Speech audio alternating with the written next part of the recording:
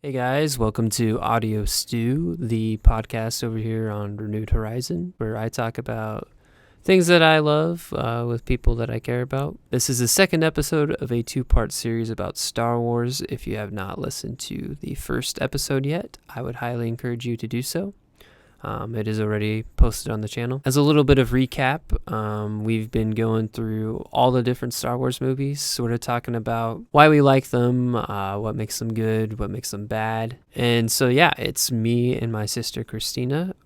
We're just trucking along. We're going through all of them. The first part featured the prequel trilogy in addition to Solo, Star Wars Story, and Rogue One, a Star Wars story. So yes, I would highly encourage you to go back and listen to that. Today's episode is going to be about the original trilogy as well as the new trilogy that has come with the Disney era. And yeah, please enjoy.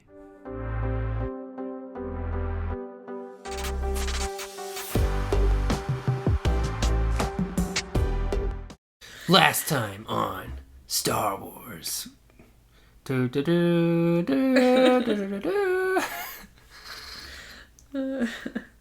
Something happened. It probably didn't matter, but here's a slow crawl screen. So we're back from our hiatus, which was like 10 minutes.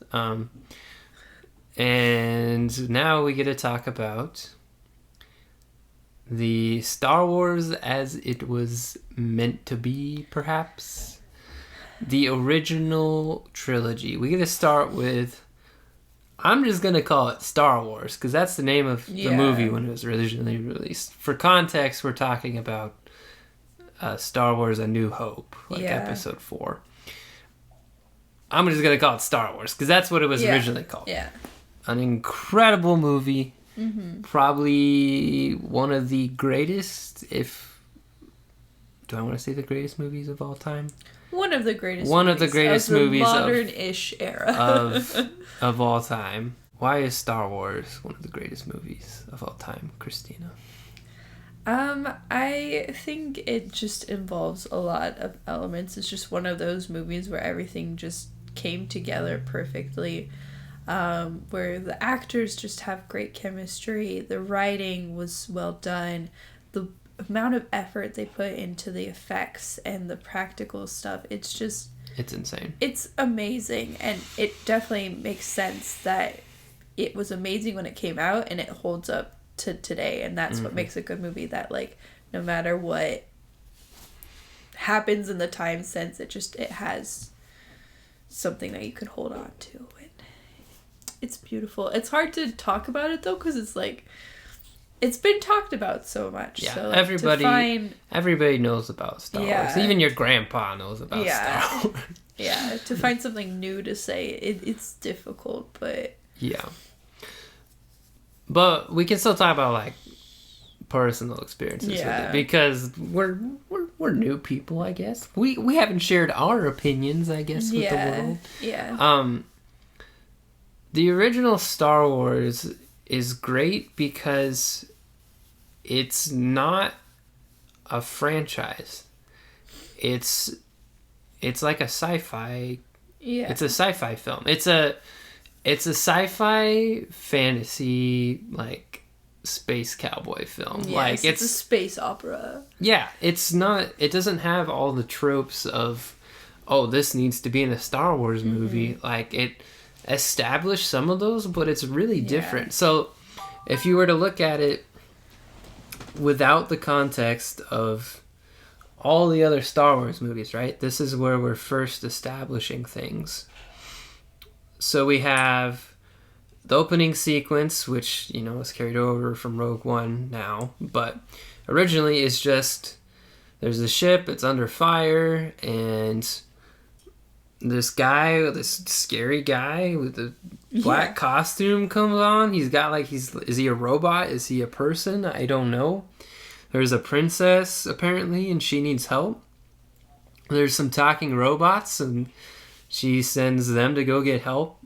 And who does she ask for? She asked for an old guy named Obi-Wan, A really, and normal name. Yeah, that's yes. What's with these names? Yeah.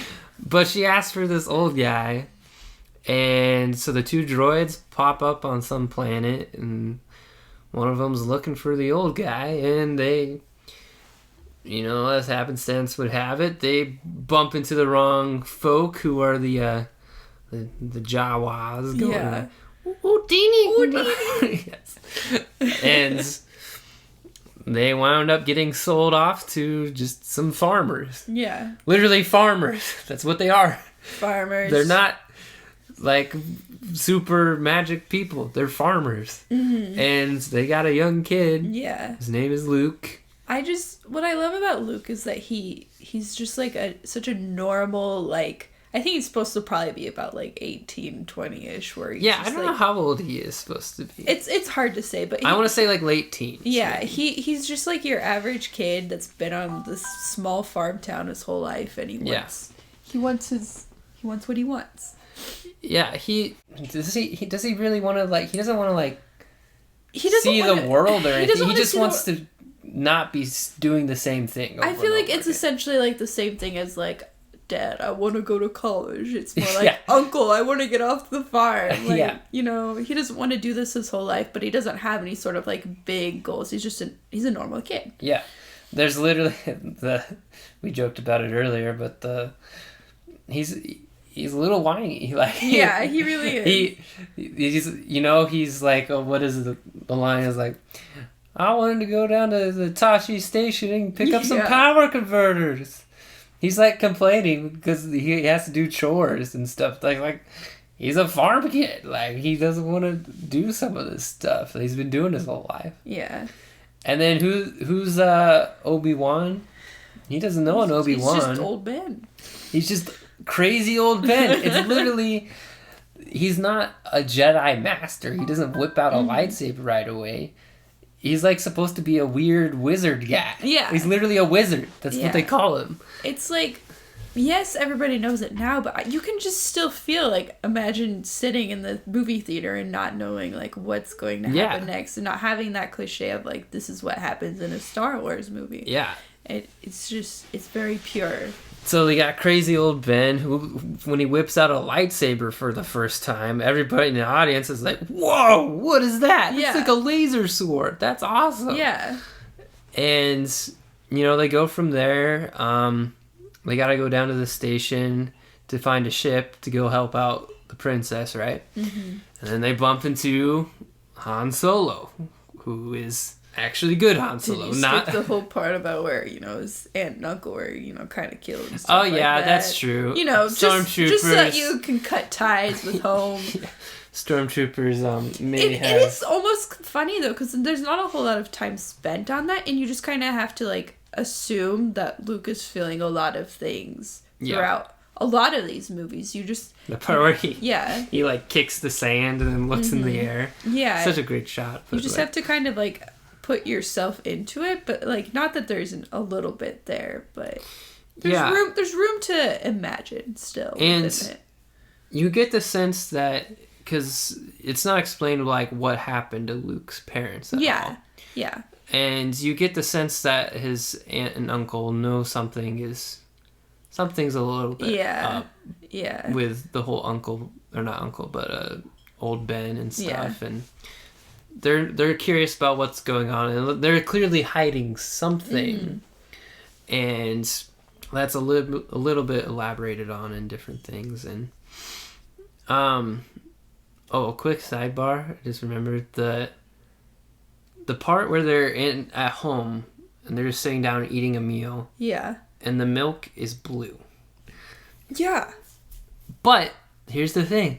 The milk is blue, but nobody has to tell you that the milk is blue. You're supposed to just assume that this is different. You pick up small cues of this is familiar but different, and it doesn't insult the intelligence of the audience. That's my biggest thing. There's room and like Easter eggs left there for you to discover. It's not like when you pick up I mean, obviously, I love Harry Potter, and I keep referencing that. But when you enter Harry Potter, he's new to everything. So you're learning along with him. This, you're already in that world. So it's not about discovering the world. The world's just part of the story, which is, it's cool. And you're learning as an audience what the world is like, but they don't have to... You're not discovering it along with them. Yeah. You're discovering it for yourself. They're already in it. But yeah, we run into Han Solo later, and he's a smuggler. We don't really know a lot about him. He's kind of mysterious. He's we that know Lone Ranger cowboy. Yeah, he shot a guy in a bar. He's friends with a Wookiee. Yeah, like what's a Wookiee? What's this massive pile of fur doing? Yeah. Ben, he cuts off some guy's arm at the bar because he was harassing people. That forgot about that part. That part's like, I was just like, oh, okay. Yeah. There goes his arm. Yeah.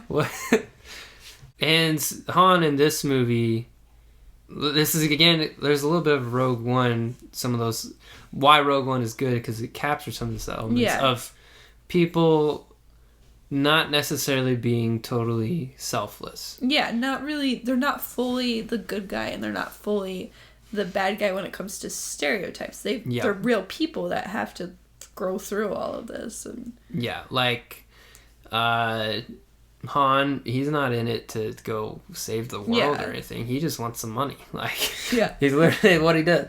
And Luke is maybe like onto a little bit of, wow, this is a really big thing. But also just even like, it's a princess. Like, she's pretty. I gotta go save the princess. Yeah. Like, that's cool. You got the whole, like, King Arthur knight sort of story going on, which is part of the inspiration for that. And that's another thing I just like about that. It's like a combination of classic films that have come before and classic tales, but when you put it in space and then you mix it up with, like, all of these surprise reveals and... like, you don't know the full story, and you give it so much time to build throughout all three of the movies. But in this movie, you still have it's still standalone enough that you, like, see development. Yeah. You've compared it to Casablanca. Yeah. What about that? There's some inspiration from that, like, especially when it comes to Han Solo. That type of character is not new, but Han Solo Harrison Ford captured that type of character well. He's such a good actor. With the has no home, has no people, no connection sort of thing. But usually in most, like, Westerns and stuff, that character, he's in and he's out. He's in, he gets involved with the action, he does the right thing, but then he leaves. Like, he can't be part of the community. He can't be part of the war. But in this one, Han Solo ends up staying. I mean, you don't really know that in the first movie so much, but he stays, which that's new. Everything is a little bit twisted. He comes back too, though, to take out. He comes back with the Millennium Falcon at the end, where he did his job. Like, I'm getting out of here. I got my money, but then he doesn't. He comes back to go help him out. He realizes that, hey, I actually kind of care about this a little bit. Like, I'm gonna help you guys out. Everything's familiar, but at the same time, there's just enough humanness in them too that it's like they're an individual. They're not just this is the type of character. And as far as I'm aware, Harrison Ford is really the only well-established actor in this movie. Is that right? Yeah. Like, I know... I mean... Maybe... Do Carrie Fisher and Mark Hamill, do they have any... Carrie Fisher had the whole aspect of her mom being really famous. True. But they were both still pretty young in their career, I would have to say. Yeah, they were both very young. Harrison Ford, like, he's young, but he's been around for a while. He's done other stuff.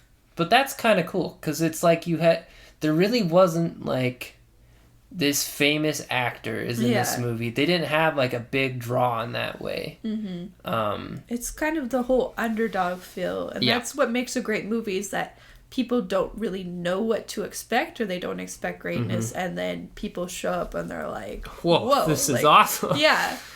The plot's pretty familiar. It's not like the most amazing plot in this movie ever. It's like a classic fairy tale. Pretty much. Yeah. It's pretty simple, world's in trouble. let's band together, go save them. But that's what pretty much every movie, every story is. Yeah, but this one's like the most. It doesn't veer off of that basic plot at all. It doesn't really try to be something else, at least, and that's I kind of appreciate that it's not like. The plot is simple, but the characters are good, and so you never get lost, but you always care. Yeah, and that's why it's such a good movie. Yeah, we've mentioned it earlier. Some crazy, well done practical effects. The CGI, like what computers could do at this time. This is late 1970s when this is released. Yeah, there's not a lot that computers can do in terms of animating things. So all of it is done by like practical effects and some hand painting like onto actual film. Yeah. That's insane. And there's a lot of like backgrounds and stuff that are just actual paintings. They're not like computer generated foregrounds or anything. They're paintings and some really clever stuff. You should really look into that if you haven't ever done that before. But is there anything bad about it? I mean, there's a couple like it's not like quirks that get left in there, like the part where one of the stormtroopers like bonks his head on a door. That just like, makes it feel authentic. Yeah, like, it just makes it feel I like right. it that that's like, in there. Even though the writing or the lines aren't necessarily like the most clever thing, but it's like they own it and they're not trying to be anything else. And so every actor wants to be here in this movie. Obviously every actor wants to be there, and even throughout the films you see their acting improve. They're friends, they're comrades, they've grown together as actual people, so they have great chemistry. Talking specifically, about Luke, Leia, and Han, those three. The fight scene with the lightsabers between Darth Vader and Obi-Wan is pretty limited, and that's a lot to do with just they literally didn't have good enough technology to make a more elaborate choreographed it's not the fight scene. I still think it's I never really do understand, maybe you do, but why does he just die? Like Obi-Wan just kind of gives himself up after a while. I think that's maybe another cliche about like the wise old wizard has to die, but it just that is a little bit iffy when it comes to that. But there's so much good in it that like those things you still believe it for whatever reason. You still believe it. Yeah, it feels a bit odd to have it where like he's done his job. He feels like he's done like everything he needed to do. So that's where it's okay for him to die, but to just like kind of kill over and die is like, well, I don't know. And I guess it speaks so much to like who this Darth Vader is. Yeah, but he's a bad dude. Yeah, man. He's getting the job done. Well, and the other thing is Obi-Wan. His body like disappears, like his cloak lands on the ground. But then we don't know anything about you don't know Force much about Ghost the Force, or anything like that. Or like what the extent of the Force power is necessarily. Yeah, the Force in this movie is very limited. It's mostly Darth Vader like choking people out. Yeah, Darth Vader chokes some people. Obi-Wan does like a couple mind tricks or something like that. That's about it. They're not jumping all over the place or things like that. It's a great movie, probably one of the best movies of all time. But everybody knows that, I guess. Yeah. I would have to say, in this movie, my favorite scene, I think, is when they're in the trash chute and they're about to be like...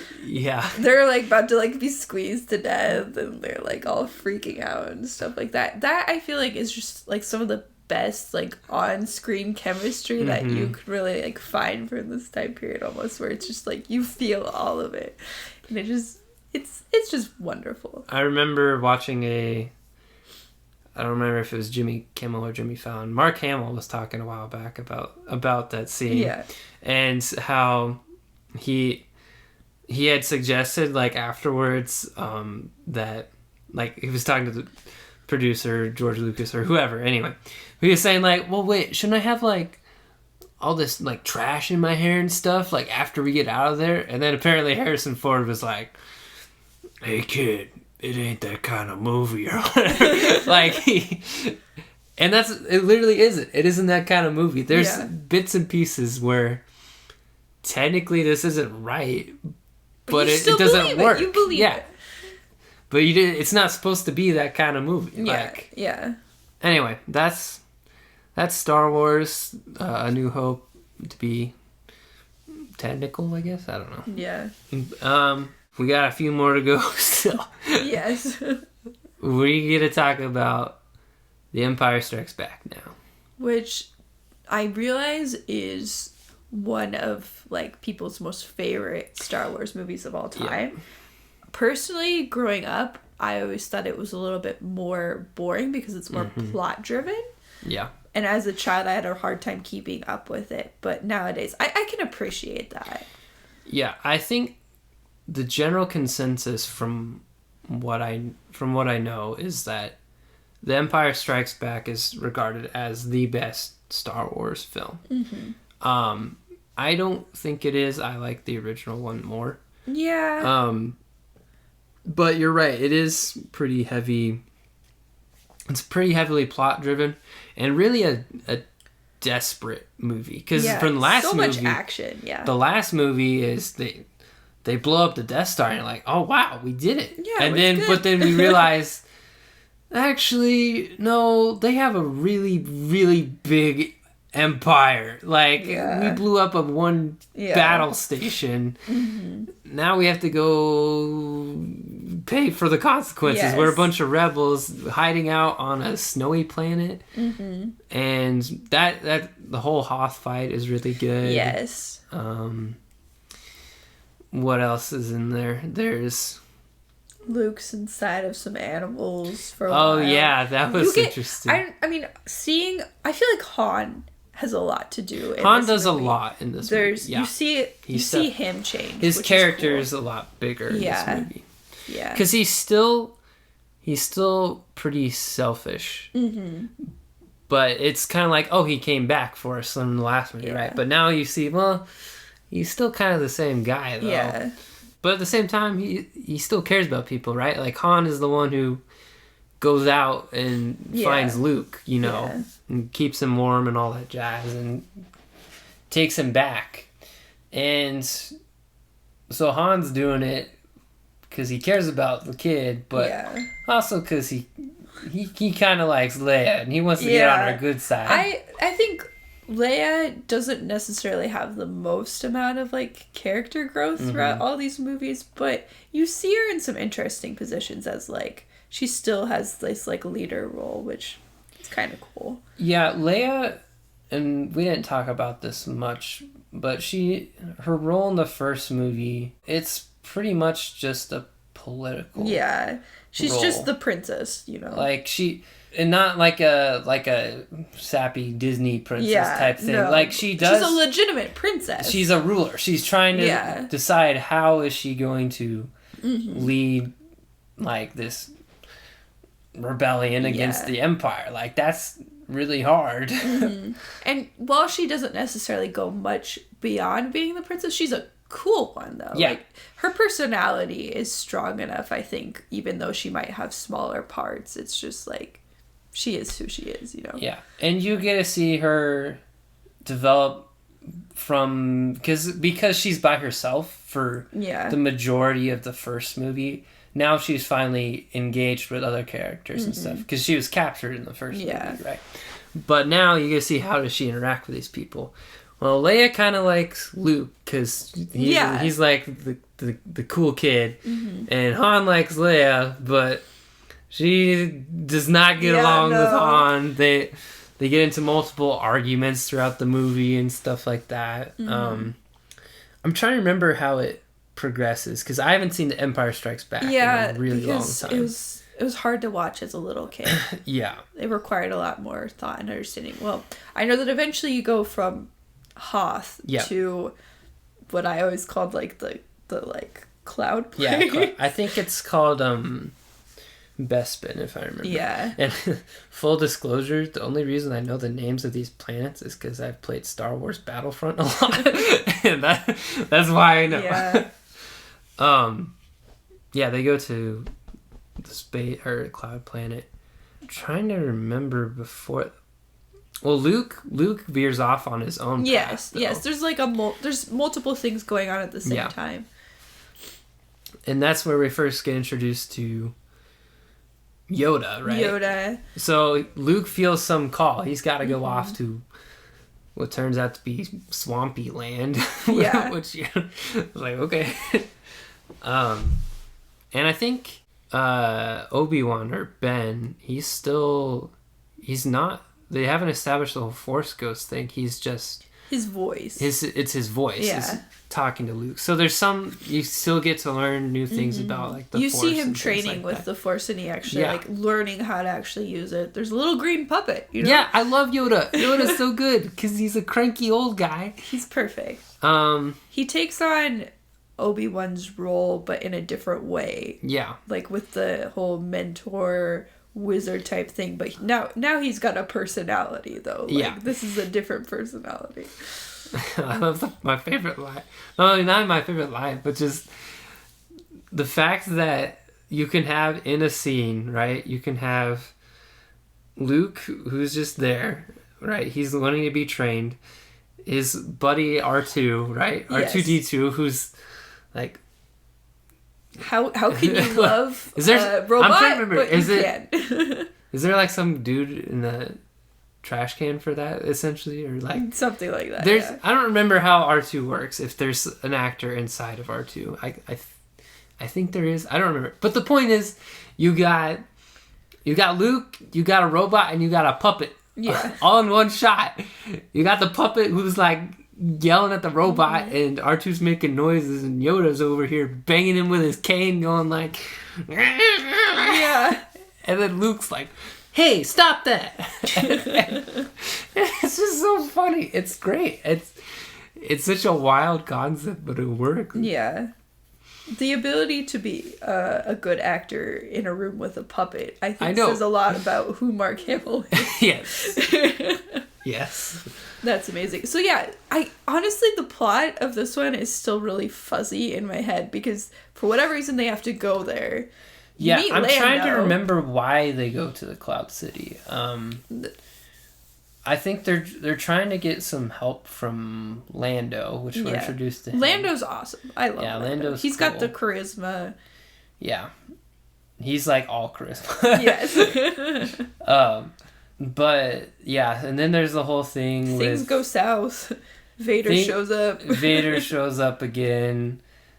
Han tries to shoot at him and he like just blocks the bullet with his hand or something. It's like, okay, well, we're screwed. That's not gonna work. Yeah. And then they all get captured. Han gets into something that people don't really know what it is yet. He's like, that's is true. Han dead? We don't know. Like, when Han goes into I think it's carbonite or whatever, or something like that. But Han's frozen. Yeah. But we don't know that. We know that he's been. I think maybe they do establish a little bit of what's going on. I haven't seen it in a while. Still, there's big stakes here and people you like and you've learned to enjoy. It's a dark movie when it comes to like this movie is known for being dark. Mm-hmm. There's not a lot of hope, ironically. Yeah. And there really isn't at all, like throughout the whole film. There's not like light at the end of the tunnel, really. At the final sequence is Luke knows that his friends are in trouble, right? Mm-hmm. And so he bails on his training, knowing that he's not really ready. He's not ready. And so he goes and he bails and he goes to go help him. And then you have a fight with him and Darth Vader, which at this point I think they changed a little bit of the lightsaber, how they're done. So there's a bit more intensity to this fight. Yeah. And then you get the most dramatic reveal of all time of, Luke, I am your father. Yeah. And then, no, that's impossible. Or whatever. Let me slice off your head. Let me chop off your head. Yeah. And can you imagine to be in the audience for the first time to get that reveal and be like, what? Like, what? Yeah. Everything you knew about Luke at this point is like, his whoa. dad's dead.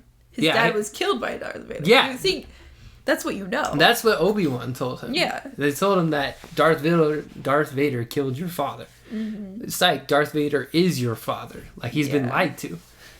And so was the audience. Because it's like that shock, and you wonder, like, Luke just bailed on all of his training and stuff, and now he knows this about his dad. Like, what is he gonna do? Like, that's a really dark place to be, and you do see that in Luke, which is a good character struggle. Oh yeah, it's incredible the amount of emotion that Mark Hamill shows when he learns that. Like, I mean, you still see a little bit almost of like the whiny, but like the desperation. Yeah, of my hand just got chopped off, and that's impossible. This is shaking my reality versus going back to like Hayden Christensen and like oh no. I'm evil now. Yeah, like I really struggled with this. Yeah. So he ends up being saved by, what is it?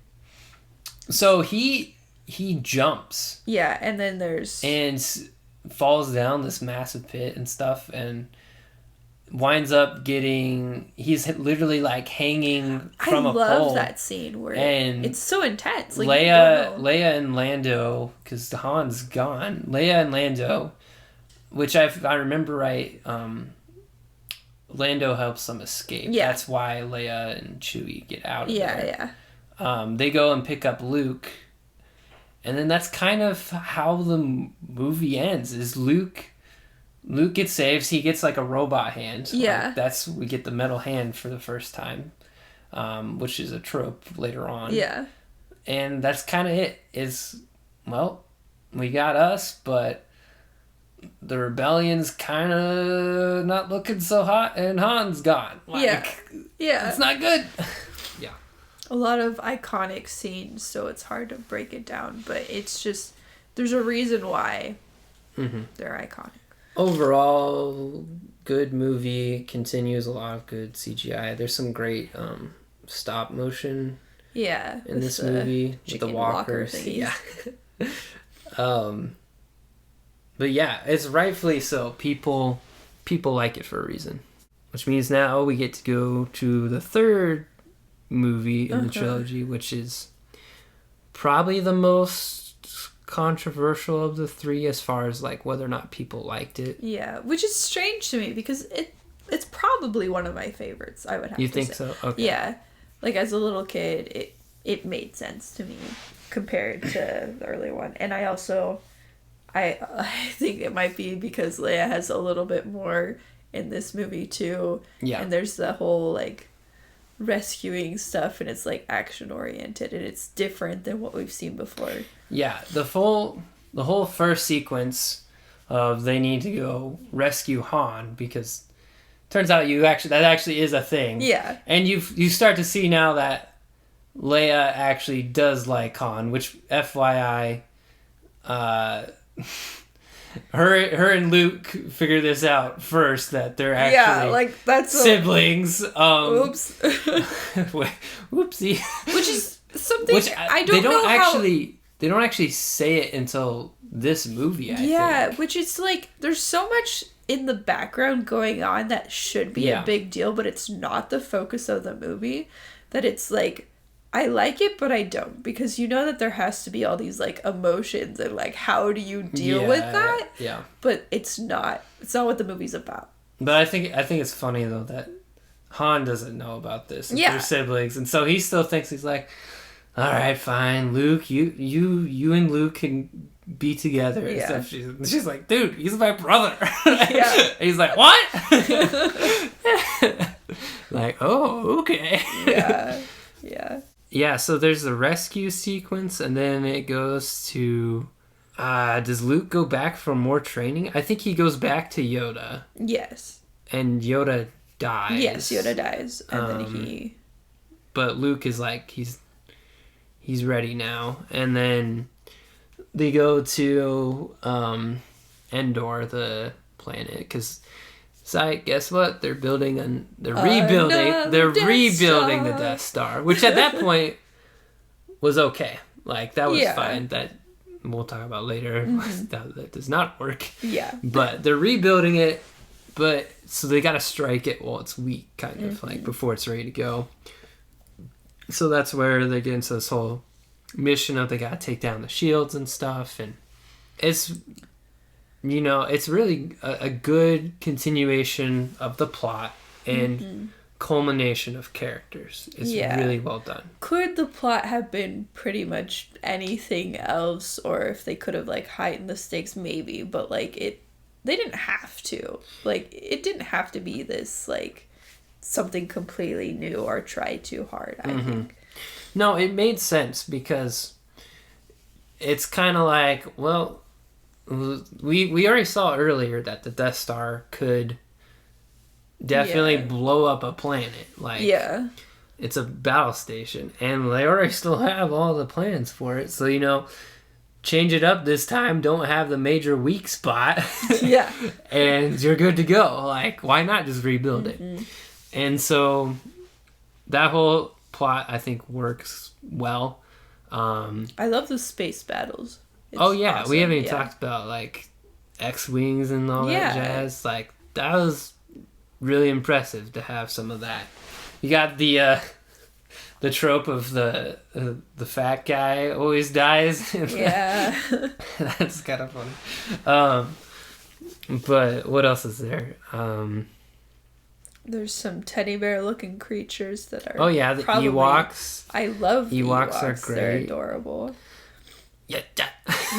Something like that. Yeah. I think what makes this movie is Darth Vader and Luke. Like, that whole thing. Because now you know. Yeah. It's personal to be.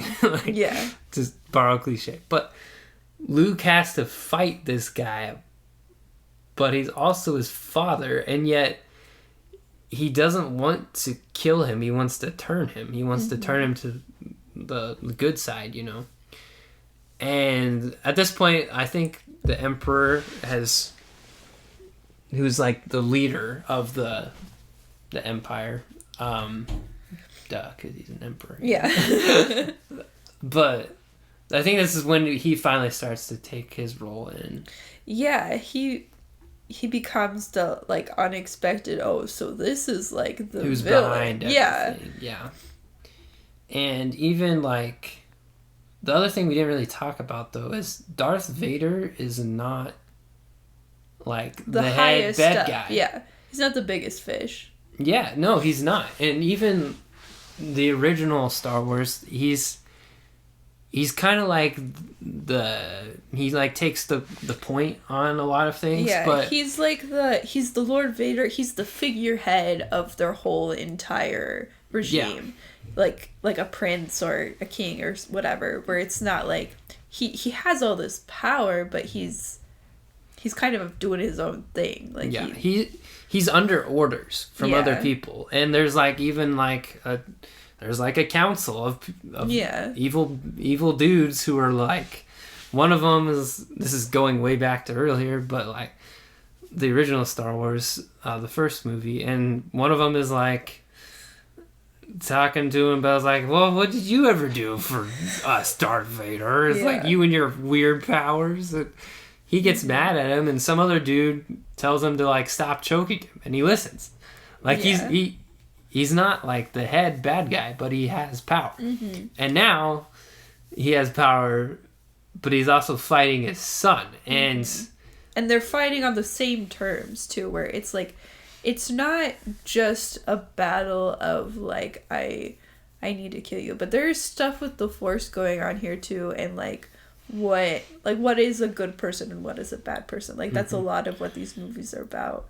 And that's kind of, like, in the end, what makes this movie so amazing is that you see, like, there's the ability to change and realizing it's, like, it's not too late to ever... They're both trying to change the other. Yeah. If I remember. Yeah, right. They're both trying to change. Darth Vader's trying to convert him to the dark side, and Luke's trying to tell him that he can still, like, be redeemed. Yeah. And so it's really good. That's probably my favorite fight scene. Is the most emotionally driven is Luke fighting Darth Vader at the end, because they both know this is my father, this is my son, and they're going to town, and Luke is not holding back. He's trying to defeat him, and to the point where he even cuts off his own father's hand, which is great story beat, right? Yeah. He cuts off Darth Vader's hand and realizes what he's becoming. He's mad. Yes. He's turning to the dark side. And then he stops where he reflects and he looks at his own hand and he's like, what have I become? I'm turning into exactly what they're wanting me to do or to be.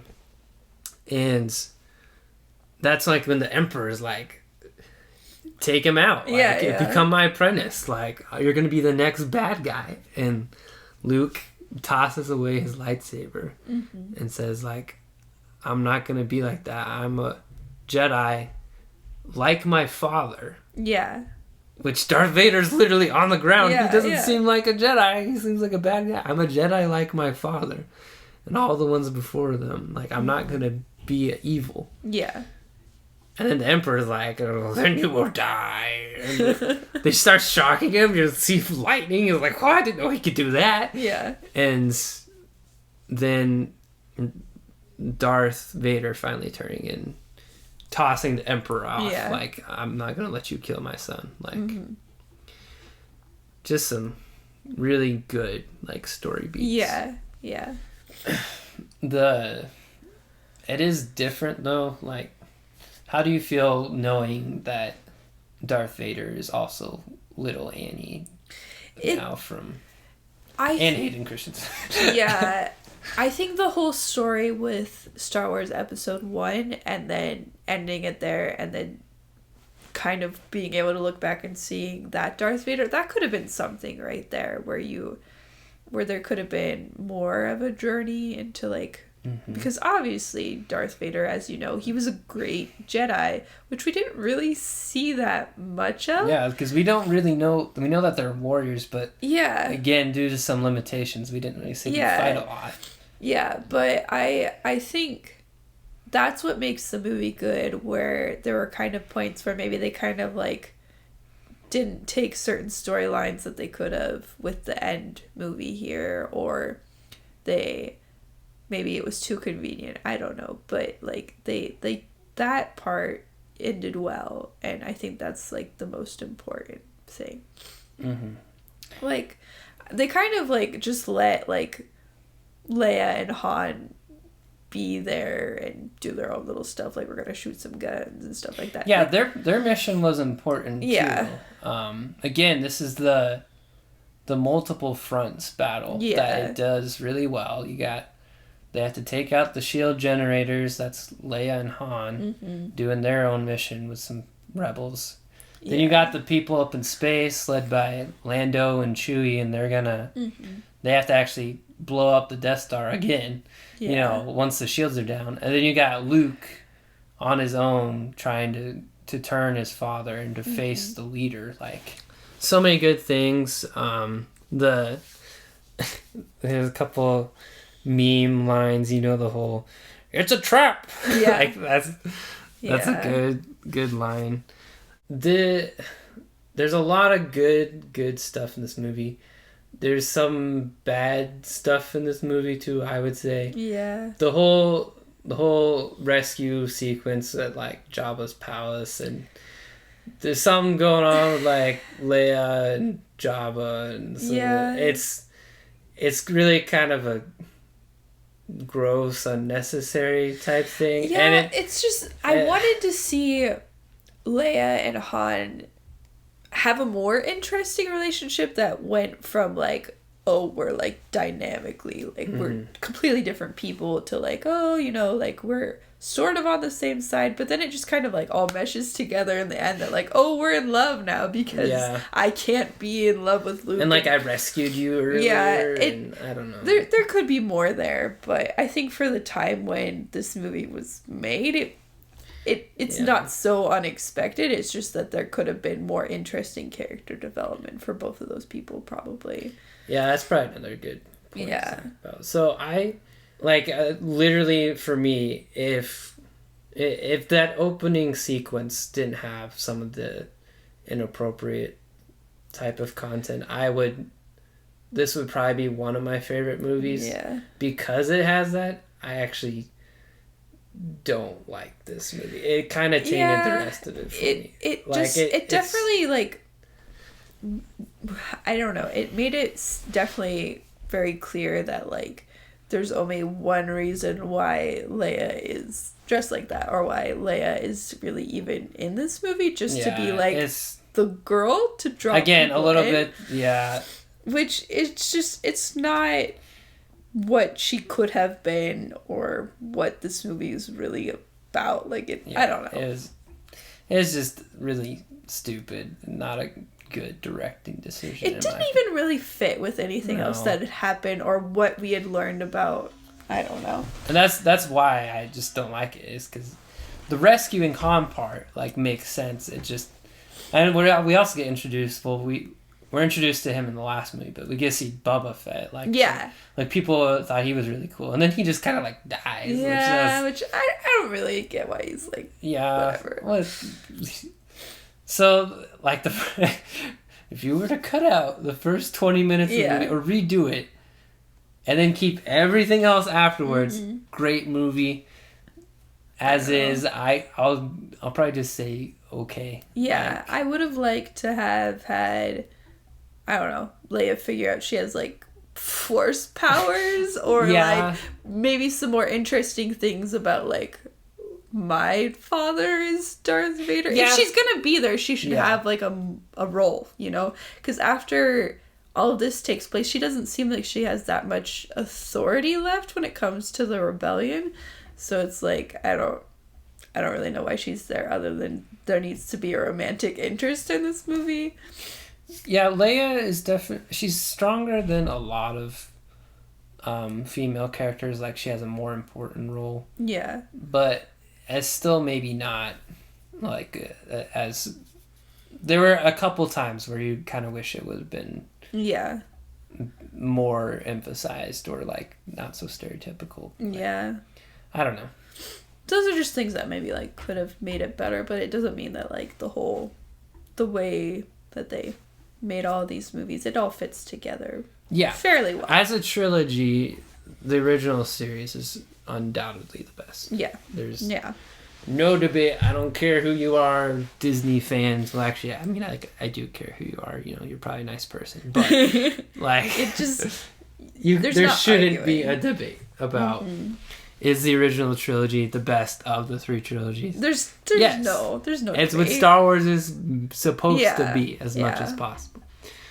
Yeah, I'm trying to think if there's anything else that's, like, a whole to talk about. I mean, we didn't really talk about, like, R2-D2 and C-3PO and how they're characters in this movie, and they're robots, and, like, they have personalities, and, like, that's cool. Yeah, we didn't even mention the C-3PO when in the Phantom Menace. Is like Anakin built him or whatever. Yeah, like, which is an interesting idea. Yeah, which doesn't really matter. I don't think it played out well. The fact is, R2-D2 and C-3PO are characters in this movie. They do important things. R2-D2 is the one who carries the message originally. C-3PO is kind of like a little bit of the voice of reason, but some also just kind of comedic relief. But they have a great relationship, those two droids, and they even connect with other people, which you will see in following movies is kind of lost. Yeah. So I think it's probably time to talk about the Disney trilogy, the modern era. Started out with hope of Star Wars films, which I would argue is overall probably 1 for 5 as far as hitting it out of the park. Yeah. I like the new trilogy. I don't love it. There's parts in it that are good that I like, but it's just really Disney-fied in bad ways. It's so conflicting Yeah. that it's hard to just say, oh, this is a good movie or this is a bad movie. There's so much to consider. Yeah. And like, how much am I supposed to compare this to the first few movies? How much are these supposed to be standalone? But when you think about it just about any way, I don't know that you could ever come to like, I don't see how you could come to the consensus that like these are perfectly great movies that have no flaws. Like, I don't think that's possible. Yeah, it would be weird to consider them if there'd been no other Star Wars before this. They probably They might. I feel like they would do better. Yeah. Honestly. I don't know how people who hadn't seen Star Wars before, like, if they watched them, like, what their thoughts would have been, but, like, it's unavoidable. Because it is technically, like, it is Star Wars for a new generation. I mean, you got the people who grew up with Luke and stuff, then you got the people who grew up with little Annie and Obi-Wan. So they didn't really have as many people to relate to, I guess. And now you got people growing up with, like, Rey. Yeah. You got who's essentially-ish Luke, like... She's Luke, but somehow she has way better Force powers. Yeah. Again, there's a lot of discrepancy with how the Force works. Yes. So let's go with... Force Awakens. The Force Awakens, the first one of the trilogy. If you pay any attention to this movie, you will realize it is essentially exactly Star Wars, the original movie, redone in a lot of the wrong ways. Yes. But as a whole, I still like this movie. Like, The Force Awakens I had hope when I saw it. Good movie. Yeah, I had hope going in, and it was more or less it didn't completely crush all of my dreams, and I thought, okay, maybe there's some things that could have been better. It's a little bit cliche, but like, okay, it's going somewhere. There's things that are happening, and then it just tumbled from there. But this first movie, it has good characters. Yeah, Rey is a great character. I love Rey. She's awesome. Yeah, I really, really do like her. Then you got Foe. We got Foe. Finn's cool because he's like discerning his people. We get to see a new aspect of it's the Empire, but it's not. Like, the Empire's back. Again. But they're different. They're not like the Stormtroopers, right? We got like a bunch of people and stuff like fighting, and we actually get to see people underneath the helmet. Like, you have Finn refusing to like attack some of these innocent people and bailing. He deserts the Empire. He doesn't support them. Yeah. You also see a lot of things in this movie. You see the Empire is not the same. Yeah. It's no longer like the powerhouse anymore. They're like, the rebellion is like a really strong force in this galaxy or universe or whatever, and like the remains of the Empire. So like Rey's like salvaging on some ship, and it's a giant. I don't remember what it's called. It's a giant battleship, Yeah, they did a good job of making sure that time had passed and not everything is exactly the same. Like, they throw in new stuff here and there that it's interesting enough for somebody that enjoyed the first Star Wars movie. You've got Poe, who I didn't really understand his purpose in any of the films, but this one especially I was kind of confused. He's just kind of he's a pilot. Like, he's a good pilot, and that's not developed enough. Finn has a little bit of character development. Like, you see he's struggle a little bit of, I'm not a stormtrooper anymore. I'm my own guy now. So what really makes this movie is that it's Rey. Yeah. She's a cool person. She's a good actress. She has, room for growth, and maybe she'll be different than Luke. Maybe she'll be the same. You don't know. And then obviously Kylo Ren. Yep. He's the real thing that's pushing this forward. Rey and Kylo Ren are the only reason the new trilogy is good. Yeah. That is, when it comes down to it, that is it. Yeah, if they didn't exist, it would be absolute garbage, in my opinion. Yes, it would be awful. It's what kept me coming back to the theater, and I kept expecting to know. Yeah. Like, which, from a pure storytelling aspect, is good in a couple ways, that you have two characters who are so compelling. Yeah, great chemistry, really, but really bad in all the other ways, which means that the rest of your movie would stink. It would be awful without them. Yeah. So anytime the plot is not connected to them, it falters. It's not good. I also have to say, in these movies, I don't know if they were just trying to do too much at once, but I kept getting lost in what the plot was and what was important to pay attention to. Like, it was not nearly as defined as any of the earlier movies. It became... Like, even Revenge of the Sith, like, you understood what the plot was. It was really simple. Yeah, like, it was simple, but at least you understood it. And this one, I didn't... The first one, maybe. The Force Awakens, maybe you can catch on, but there's a lot to...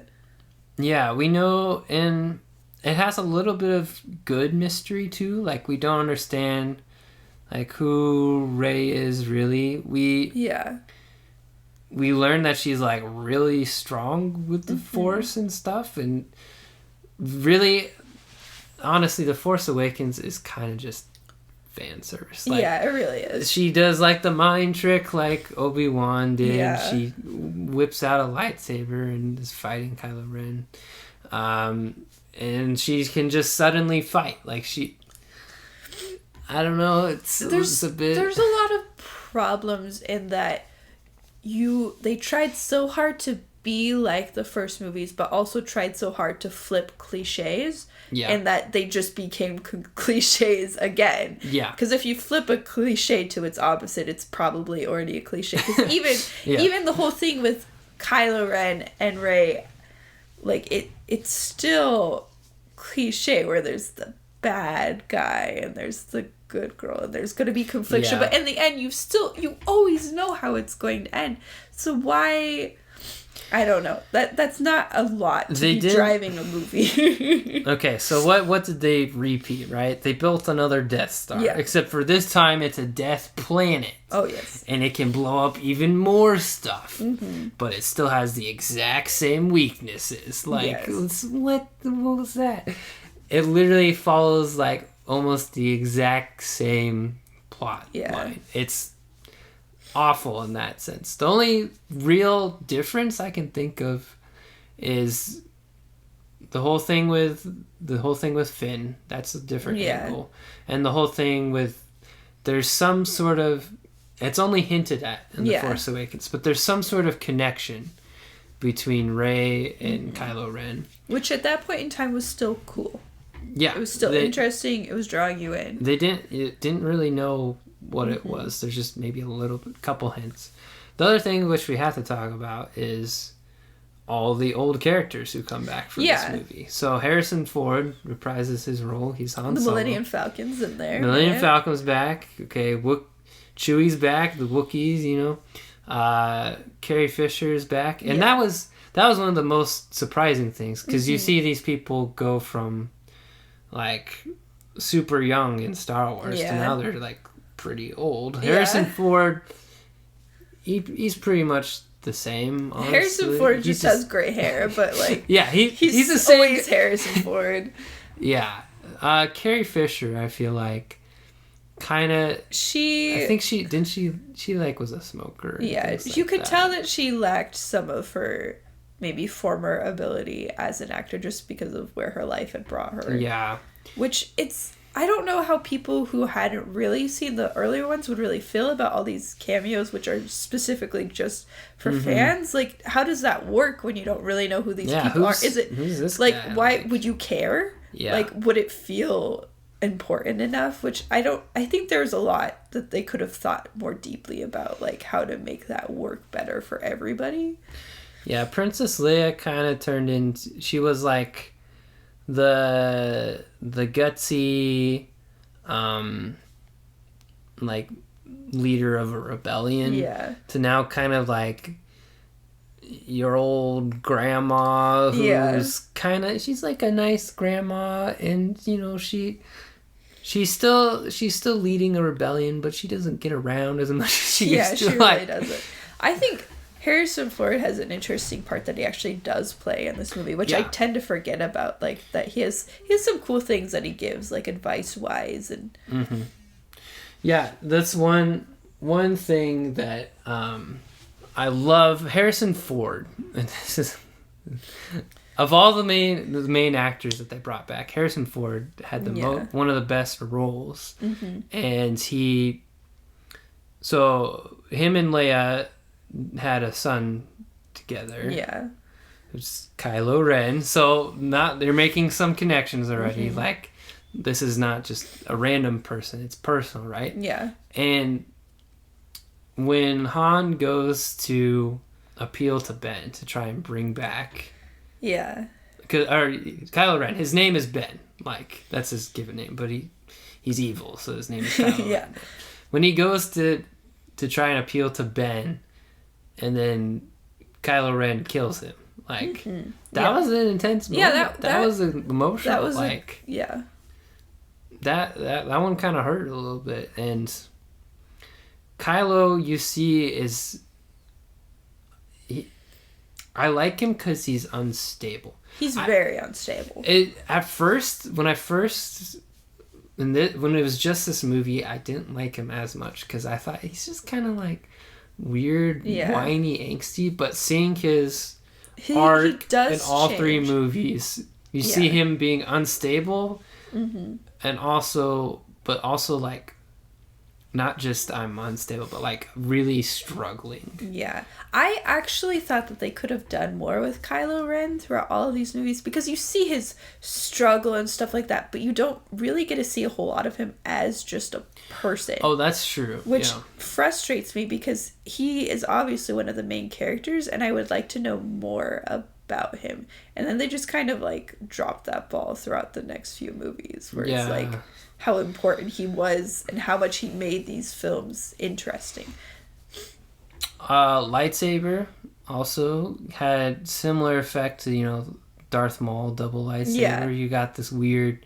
Yeah, the fight scenes are amazing. Are really good. I love the lightsaber between Kylo Ren and Rey are awesome. They're always good. Well choreographed. There's good intensity. There's good balance between fighting, but also like using the Force and stuff. And they use a lot of the Force. Yeah, the Force gets a little, by the end of these movies, it turns into basically magic plot power. Yeah, kind of. You can do anything. But Force Awakens is good.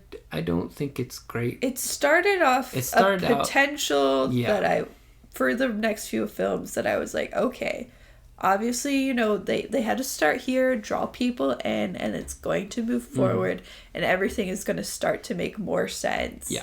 That's what my expectations were going into the next movie.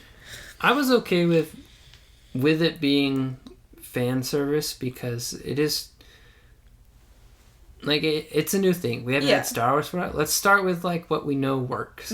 Let's shake it up a little bit, but keep it. Yeah. Now I think they shouldn't have built another Death Star. If they had changed that, that'd be good. But yeah, not a bad movie. Really, basic plot and stuff, like, it's okay. It's good. Yeah. The Last Jedi, which is the next movie, I can't even. is bad. Our older brother really likes it. I don't understand why. This one, out of all the movies, I had the hardest time following the plot of. And I also just didn't care. Yep. You didn't care, and it was confusing. Somehow, Finn has become the main-ish character of this film. Finn's... without being built enough in the earlier film. Finn has become very important to the rebellion, somehow. Yes. He begins a romance. So has Poe. Yeah, there's this Rose character, which is confusing, pops out of nowhere, because you thought that he was because him and Rey there's something going on, and you thought there was going to be this like triangle, between like Finn and Rey and Kylo Ren. There could have just been all this tension that would have built up, and it could have been really intriguing. But they just couldn't pick a main character to save their lives. Which is okay to have a cast. Yeah, it's fine to have a cast, but like Luke, you gotta Leia, and center Han in on some people. Luke, Leia, and Han are a great cast, although Luke is at the core, right? Yes. This one you have Rey is at the core, but then her posse doesn't really mesh so with unbalanced.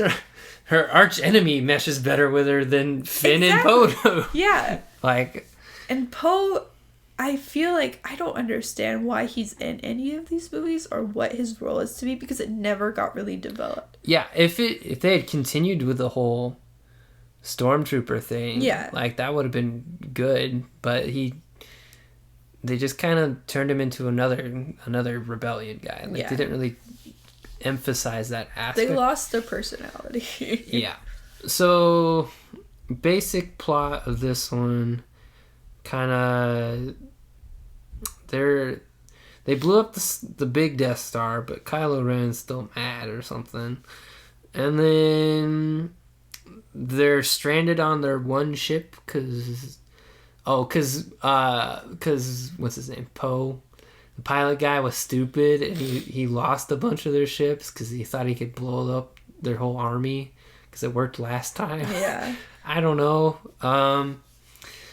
And so basically they wind up on a ship by themselves, like all the main characters. Yeah. Except for Rey, who took off to go find Luke. Yeah. To go get trained, which was in the last movie, I think. Which is cool. I'm okay with that. That answers some questions that people have about like who Luke is and like what his role is. And stuff that was the final shot of The Force Awakens. I forgot about that. Is Rey holding out Luke's lightsaber to him, and it's Luke, and he like turns around. He's got like long hair, and he's old, which is a great way to end the movie. You're like, okay, that was this is gonna be good. And then you get to the stuff with Luke and Rey, and it's not at all what you expect. No, it's Luke not. Who is Luke? What happened to Luke? Here's the thing. I don't mind the fact that Luke is haunted by a mistake. Because it's kind of built in where Kylo Ren, he was like training with Luke, and then Luke freaked him out one time. And then Kylo went and killed a bunch of people, and Luke blames himself. Like, that's kind of maybe. I guess it could have been different. Yeah. I don't know. I don't necessarily have a problem with that. I just there's something about his character that doesn't seem like the Luke we remember, and that's what doesn't make sense to me. It's just you had expectations for how this would go down, and I'm okay with Luke having some changes that come with age, but where is his backstory in all this? It makes it feel like Luke maybe had this very small segment of time where he was doing Jedi stuff. He started training his nephew. It went bad, and now he's just been there all alone throughout this whole time, which just, it doesn't seem like Luke. Well, and they gave him like coordinates to find him or something, but he didn't want to be found. Like, why would you do that? Like, if you're gonna go off on a desert island, like, don't tell people where you are.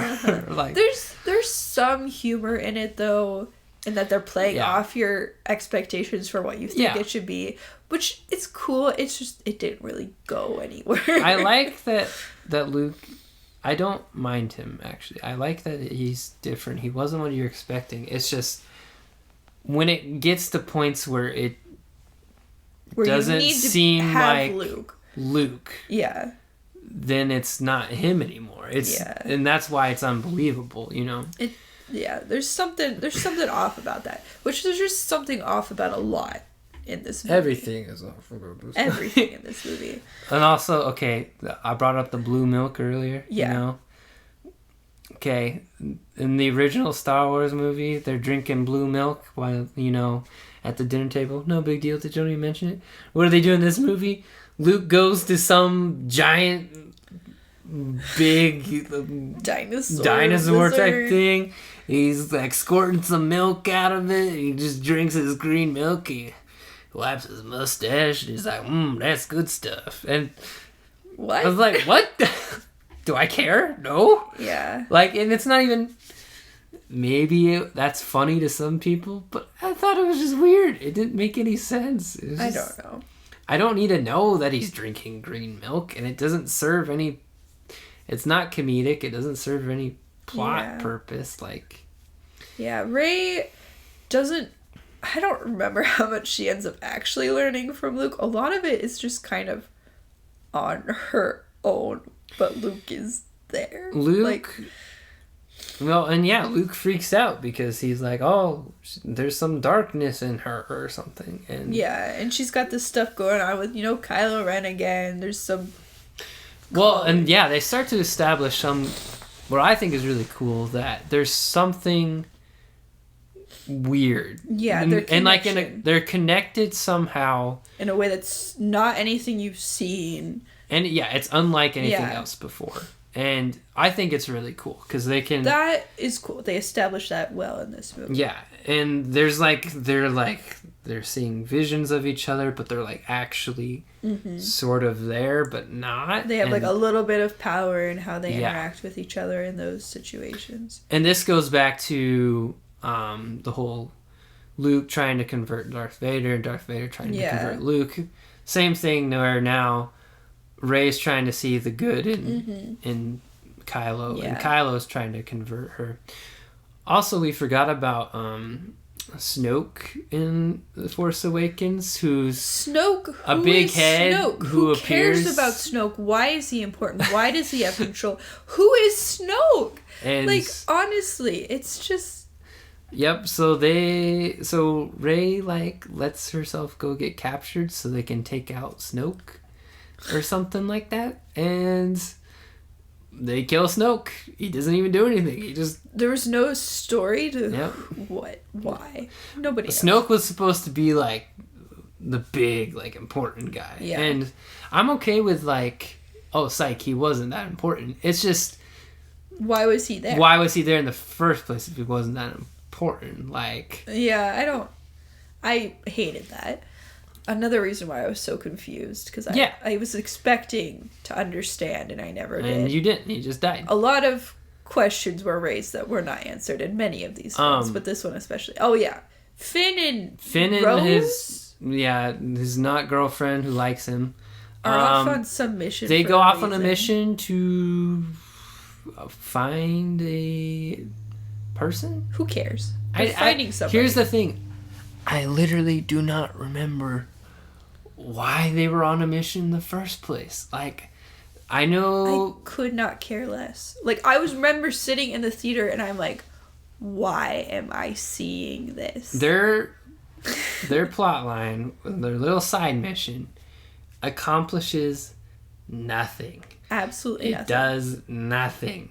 And you expect that maybe, we didn't understand why that was important in this film. We're going to understand it in the next one, maybe. Mm-hmm. Somehow it's all going to tie together.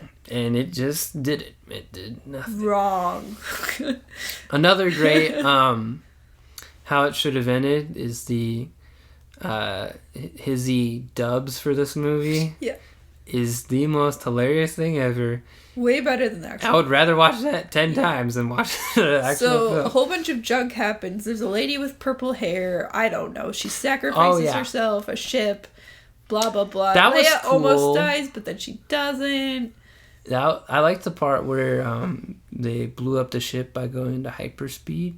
Yeah. Except for it was dumb because... Why don't we have autopilot on our plane? Why did I have to sacrifice myself? Which has been firmly established that most of these planes in this galaxy have an autopilot option. Yep.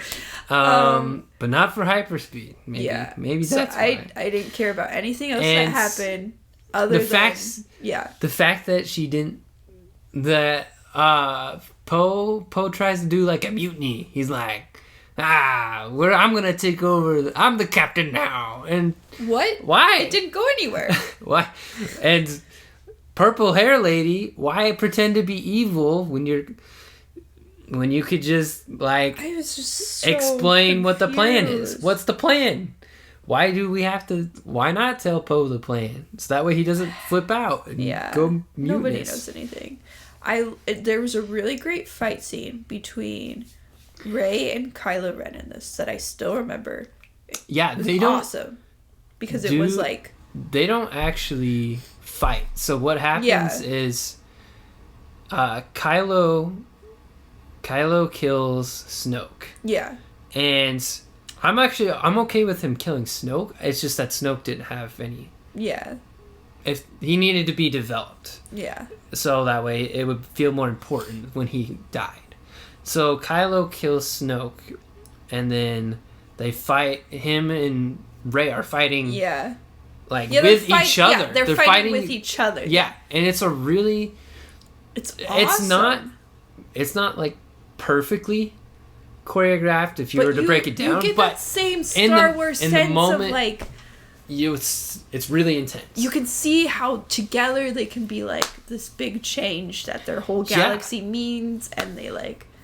And they both express that. Yeah. Because Kylo wants her to be like queen with him or something, and we're gonna rule the galaxy with the dark side, and she's like, no, let's rule the galaxy with the light side. Yeah. So it's the same story, you know it, but it's new characters and you're okay with it. Like because cliches are not always bad, and Disney just doesn't understand that. They just try to confuse you without purpose, and it's lame and it's dumb. And I like how Kylo and Rey, you always get the sense that Rey is more determined, but Kylo is like stronger. Yes, absolutely. So they have that balance the whole time where they're equal opponents because her determination makes up for her. There's an inner strength and then there's an outer strength. Yes. And that's played on throughout the whole movie. And again, it's the only part that makes The Last Jedi like worth not even watching. Yes. Honestly, you could just watch clips of it. I do like the end is sort of okay. I like how Luke shows up, but he's a ghost, and then he dies because he wore himself out and he was old, which happens apparently. I remember thinking it was really dumb at the time. I don't mind it as much now. The end, I really thought that Finn's girlfriend died, or I honestly thought that happened. So I expected that going into the next movie. What was the... Okay, Finn had a shot at being, like, a useful character. Yeah, Finn had something He was gonna sacrifice himself. He was just gonna see some dynamics. And then Rose comes in and is like, no, I love you. I can't let you sacrifice yourself. Which, I'm like... I like the fact that he was acting selflessly, but she selfishly stopped him. Which, or maybe not even selfishly, you could debate that maybe, but she stopped him. And I'm okay like with that. I think like, oh, that's actually kind of interesting. Like, he was gonna give himself up, but it didn't work out. Someone stopped it. Except for the fact that no one cares about Rose. Like, she was just introduced, and so instead of like a main character like stopping him, saving him, it was, who are you, crazy lady? I was gonna save the world. Like, you ruined everything. And Poe is being Poe's being dumb. He's like, doesn't trust his leadership. And to be fair though, his leadership is not good at explaining things. I don't know. I don't really want to talk about The Last Jedi anymore. It's just great. There's some cool... When Luke shows up as the ghost, which I already started to talk about, but when he is, like, he gets... Kylo's, like, screaming, like, everybody shoot him! And then he, like... he gets shot out. There's all this dust clears. He's standing there. He, like, brushes off his shoulder. Love that scene. And it's like, whoa! that was so... What's the... From the Incredibles? That was totally wicked! Yeah, basically. And then Kylo goes down and fights him himself. And then Luke's like, I was never really here. And you're like, got him! Yeah, that was cool. There's, like, 2 cool scenes in this movie. If the rest of the movie was like that, it would have been an amazing movie. It had potential. If they would have tried. It had... Literally just It had try. potential in the same way, like, Revenge of the Sith had Like, some how potential. many people were writing this movie at the same time? And then in the end, they got together like, wait, I wanted this to happen. Okay, we're going to make this happen. Wait, did we ever answer that question? No. Who cares? Probably not. My favorite part is the... and this was from the How It Should Have Ended dubs, but, like... In Poe and... Ray's, or not Poe and Ray, Poe and Rose's, like, no. Finn and Rose? Finn and Rose. I can't get these characters straight. Finn and Rose, and they go on their side mission and, like, free the animals from sort of, like, gambling horses. But then they just leave the little kids there who've been working. And so like... this movie ends with a little boy. Yeah. And you think that maybe there's something going on here about there's going to be, like, this army of Jedi type children or something. There has to be a reason how it's ending like that, right? Next movie doesn't nothing established in that. Why was it ended that way? Nobody knows. Nobody cares. And again, you went from what the movie started and they were on a ship, right? Yeah. And it's just only a few of them left, and then it ends with only a few of them left on an even smaller ship. They're on the Falcon. Nothing changed in this movie other than that Ren and Rey got a little bit closer. That is an extremely good point. Changed. Nothing mattered. Which nothing. I think has potential to be a really good plot line if the characters change. Yes. Even if all their hard work was for nothing in the end. Yeah. Even if all that was like just like we did all this and we wind up even worse off than we were before. That's fine. It's kind of like Empire Strikes Back in a couple of ways, and like it ends kind of dark. Yeah. This one ends a little bit, but except I didn't for care it was just about anybody. Boring. Yeah, I didn't. Boring. I honestly didn't care about most of the characters. Yep. I don't care. Next movie picked up in a spot where I was so confused about what was going on. It took me half of the movie to figure out what was going on. Yep. So we get to talk about finally Star Wars Episode 9, The Rise of Skywalker. Which should be called The Rise of the Skywalker. What? Rise of Skywalker? Rise of Skywalker, maybe. Something's wrong The with Rise it. of Skywalker. It just doesn't it's sound right fine. to me. I don't know. Although they all sound the same. Yeah, that might be. Literally all mean the exact same thing. It's either rising or revenging or returning. Whatever. How many R words? Who cares? I don't care. We saw this movie together A couple about weeks ago. 2 or 3 weeks ago. Yeah. My initial reaction after seeing it was more of the same conflict. I knew the movie was better than The Last Jedi. Yes. And arguably a more interesting plot than The Force Awakens, just because it wasn't the same repeat. It was a more original plot. It was the culmination of everything that had been happening, right? Mm-hmm.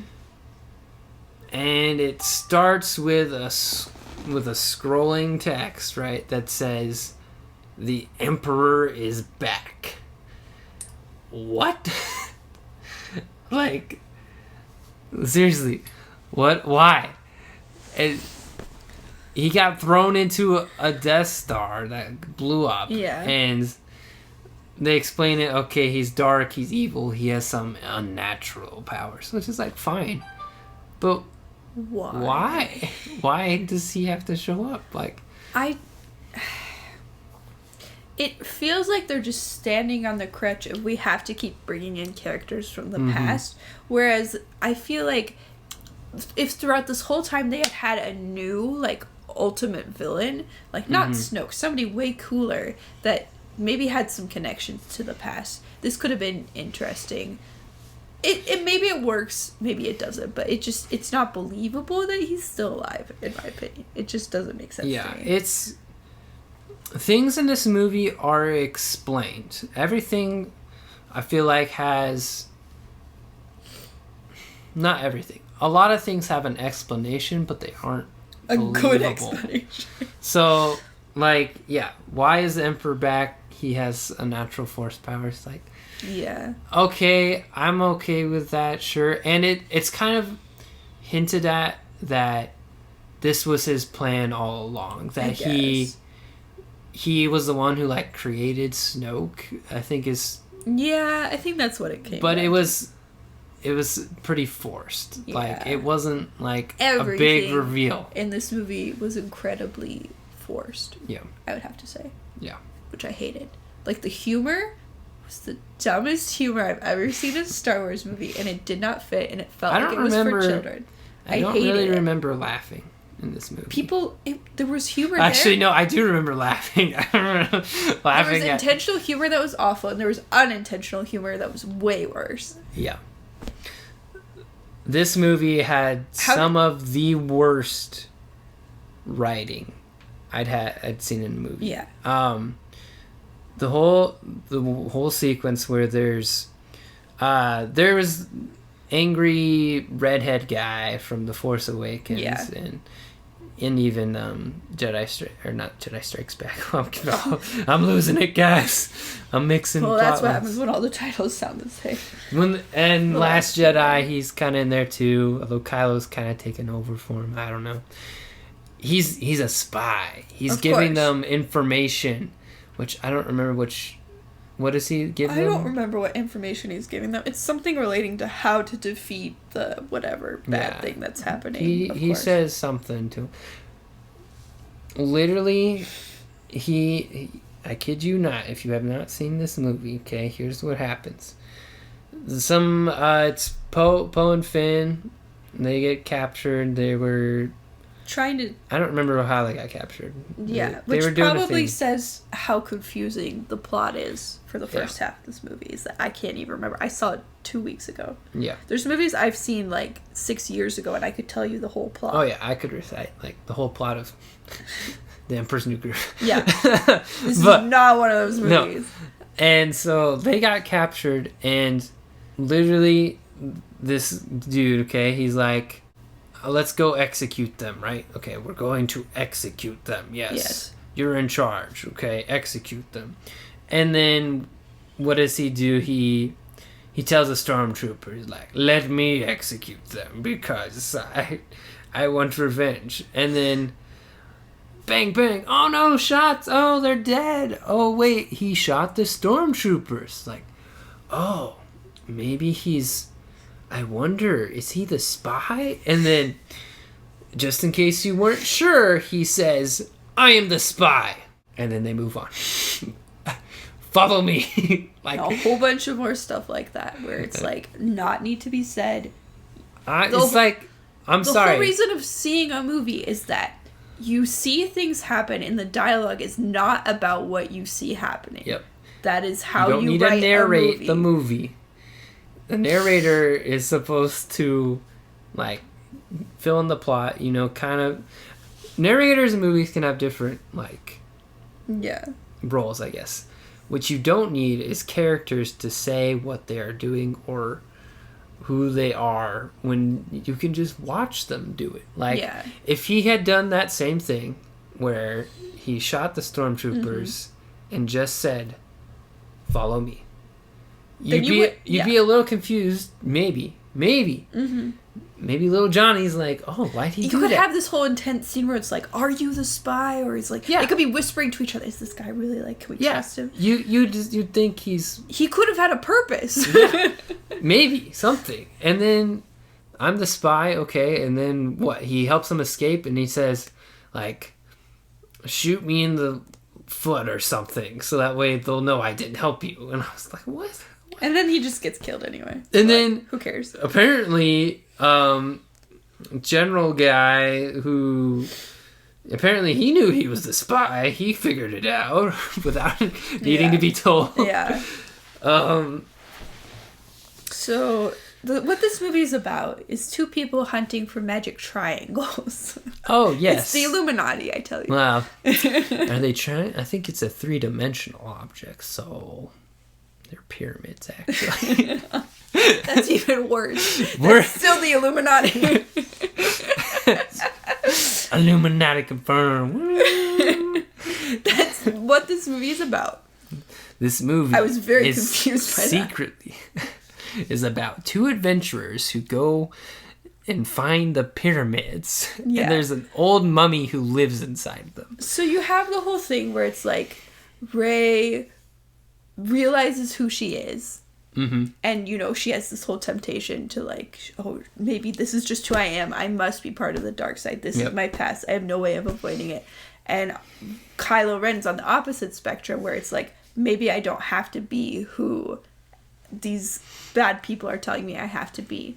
So that's just something that has to happen when you have these two types of characters. So it's not unexpected. Mm-hmm. And you want to see it happen, though. You want to see that happen, and you're glad when it does. Like, you feel like that's a good plot to you. Like, that's okay. I like these characters. I like to see this happen. This struggle is necessary for these types of characters. Anything else would not be good. Like, you set this up to be that way. You set all of this up to be like that. There's things that you expect from this movie and things you expect to happen that do happen and then they don't. Like, you say it's going to be one thing and then they just back out. Mm-hmm. Which is lame and dumb and terrible writing and makes me hate the movie. What would be an example of that?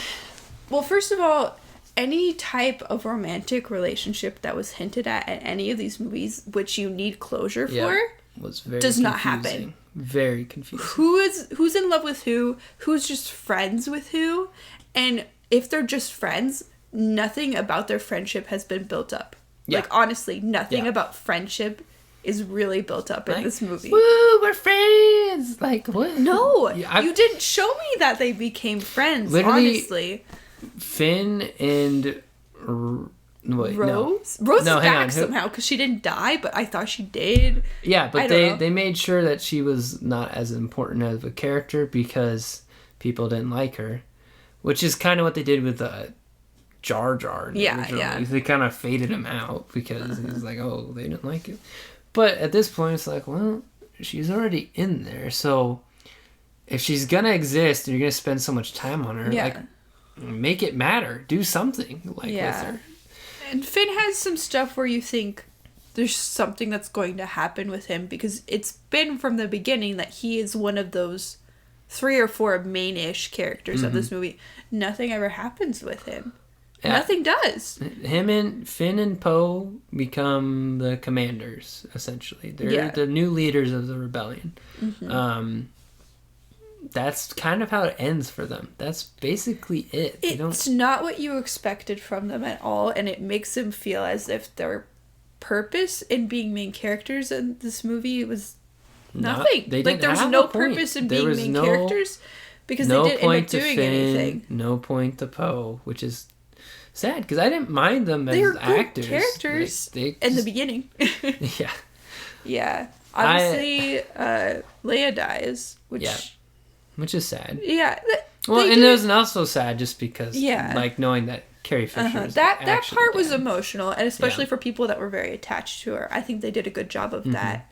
They also did a little bit better job of explaining, like, Leia's past with, like, the Force and stuff like that, which I appreciated. Where Leia was being, like, trained to be a Jedi, and then she bailed on it. Yeah.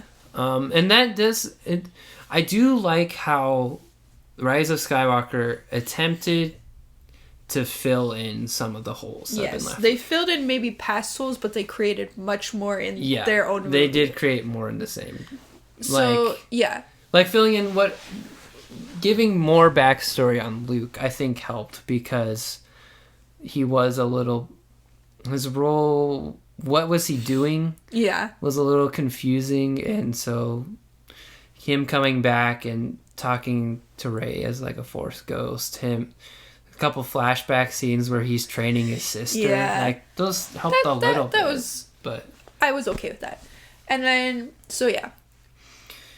you see Kylo Ren start to change, and that's what the biggest part of this movie is, because you understand that Rey is eventually going to get to the point where she understands herself. There could have maybe been a little bit more conflict with that.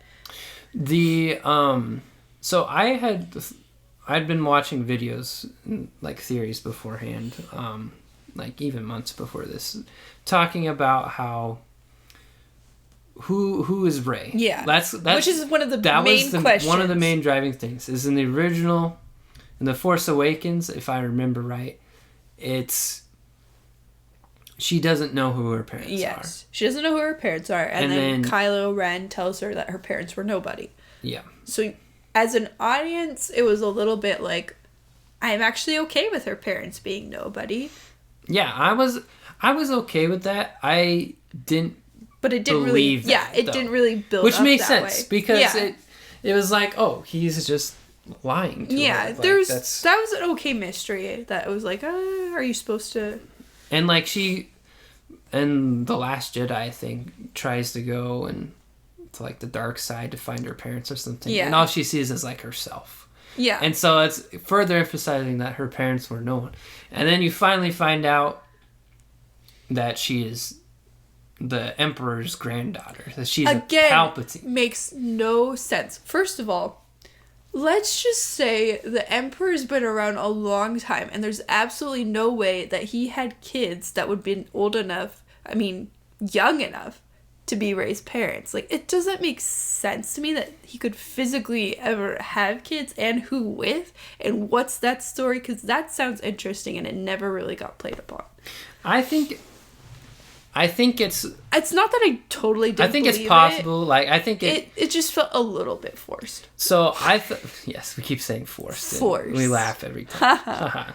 I think it was, for me, it wasn't even unbelievable because I'd already been considering that, where Ben is a Skywalker, and theories I'd seen is like, oh, it's always Skywalker versus Palpatine, right? So what if we flip that? I thought that was cool, that she was, his granddaughter. And and this is some of the good from this movie, is we mentioned this a little bit earlier. So as Rey's discovering this, right, she loses control for a second. Yeah. And lightning shoots out of her hand. A clear sign that Palpatine has used this. That's kind of his thing, right? Yeah. And so that's like an evil thing, is the lightning from the hands.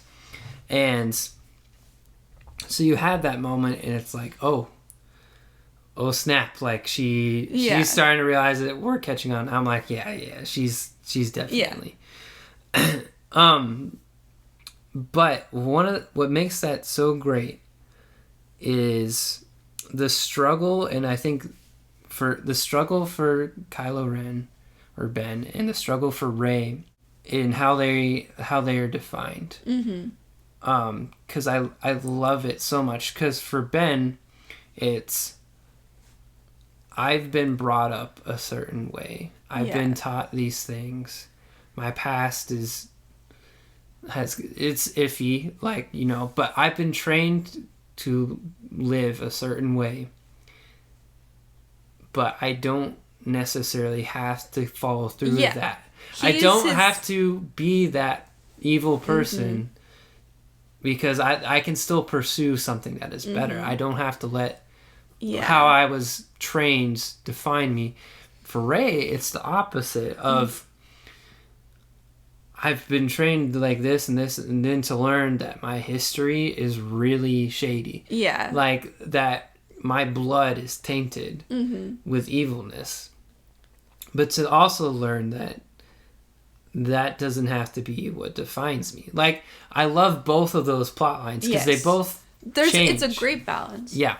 And it shows how people can struggle in different ways. Yeah. Like, for some people, it's like, well, I grew up in this home, and I guess this is how things are. Well, no, not necessarily. I like that it definitely hit home to the fact that every person really needs to think about who they are and not just be blindly following one thing or the other. Like, they have to come to a point where they're like actually making decisions about how they're going to act, and they can't just constantly be blaming it on outside stuff, you know? Like, they are a person and they do have choices in life, and it's never too late to like change who you are. There's never too much, you know, like red in your ledger when it comes to like Kylo Ren.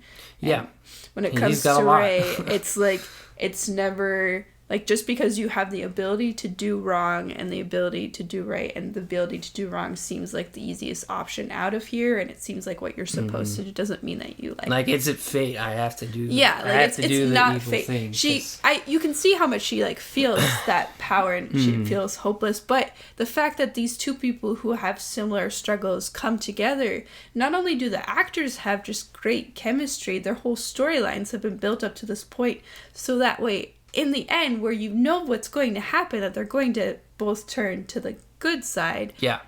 You see it happening. Feels it. But you feel it so much. And like your heart just starts racing, and you're like, this is what I've been wanting in every single this is what I was waiting for. And even here's the thing. They change, well, they didn't change, but in the end, like it's kind of like there was some sort of romance between Rey and Kylo Ren. Honestly, Kylo Ren was probably the more driving force when it came to the romance. And in this movie, he constantly asks for her hand. Yeah. Probably more in marriage than anything else. So he's like, will you take my hand this time? Yeah, the romance was not subtle in any way, shape, or form when it comes to this. Like, but it was also not like the main purpose. Yeah, which was Kylo wanted her on the dark side, but he also just wanted Rey. Like, and Rey always believed in him almost from the start, that he still had this good side of him, and she wasn't going to give up on him like the way that she saw Luke had. Yeah. Which is cool. Yeah. And in the end, okay, so like they like kiss at the end. It's like, oh no, like for some people it's like, yes, this is everything I wanted. And the romance part I didn't feel as strongly about as them fighting on the same side part. That you can see that, okay, this is what it's building up to. These two people, maybe there's a romance involved, whatever. It doesn't have to be the main thing, but what the main thing of these movies is that together they are incredibly powerful, and they are going to change their broken galaxy, because the previous government of everything, you can see, has really destroyed all these different things. Like, if you learn anything from the second movie of this trilogy, you learn that this is a really broken galaxy that needs help. And so that's where you expect it to go, because, like, happy endings are a thing, right? Mm-hmm. It's Star Wars. That's how it ends. Yeah. But then we get into a little bit more of the, what? Like, why? So, earlier in the film, Rey stabs Kylo, seemingly leaving him, like, potentially for dead, if she were just to leave it at that. She doesn't give up on him in that moment. She gives him, like, a second chance. Yeah, so she heals him, right? Mm-hmm. And it's just, like, some wound, like, in his side or whatever. Yeah. And it's, like, established in that moment that she has the power to heal someone, like, as they are dying, essentially. Yes. Like, there's some force power. Not just to mention that they're so connected that already has been there the whole time. And that's another cool thing is I don't know what they called it, but Rey and like a dyad or something. Maybe? Yes, dyad. Yeah, they're actually like connected somehow, like, and oh man. So before I get into the bad part, so cool part is the part where Leia, or not Leia, I can't keep people straight anymore. When Rey puts the, like, lightsaber behind her back, when Kylo's defenseless by himself, right? and then he reaches behind his back and pulls out the lightsaber. I was like, okay, guys, that was pretty cool. So that you see cool. these two people, and they're amazing together. Yeah, and this so is like the final good. hope of Star Wars. Like this is where you see it coming to an end. Mm-hmm. Do you want to talk about the end now? Because you've been trying to do that. It's still so hard to talk about. I feel like I've been through a trauma because Kylo dies. No, actually, rephrase. Kylo died earlier in the film. Ben dies. Ben dies. Yes. Ben dies, not Kylo. Kylo was already dead. Ben dies. Yep. He threw away the mask. It's like there's an he kind of gave up his life for Rey, but he just disappears and there's no opportunity for that to be given back again. Yep. And now it's kind of like, but what does this mean if the other side of this ultimate force for good is broken? Yes, all the Sith are destroyed in that same moment, but she is literally the last Jedi. Yeah. As far as we know. Mm-hmm. So nothing has changed.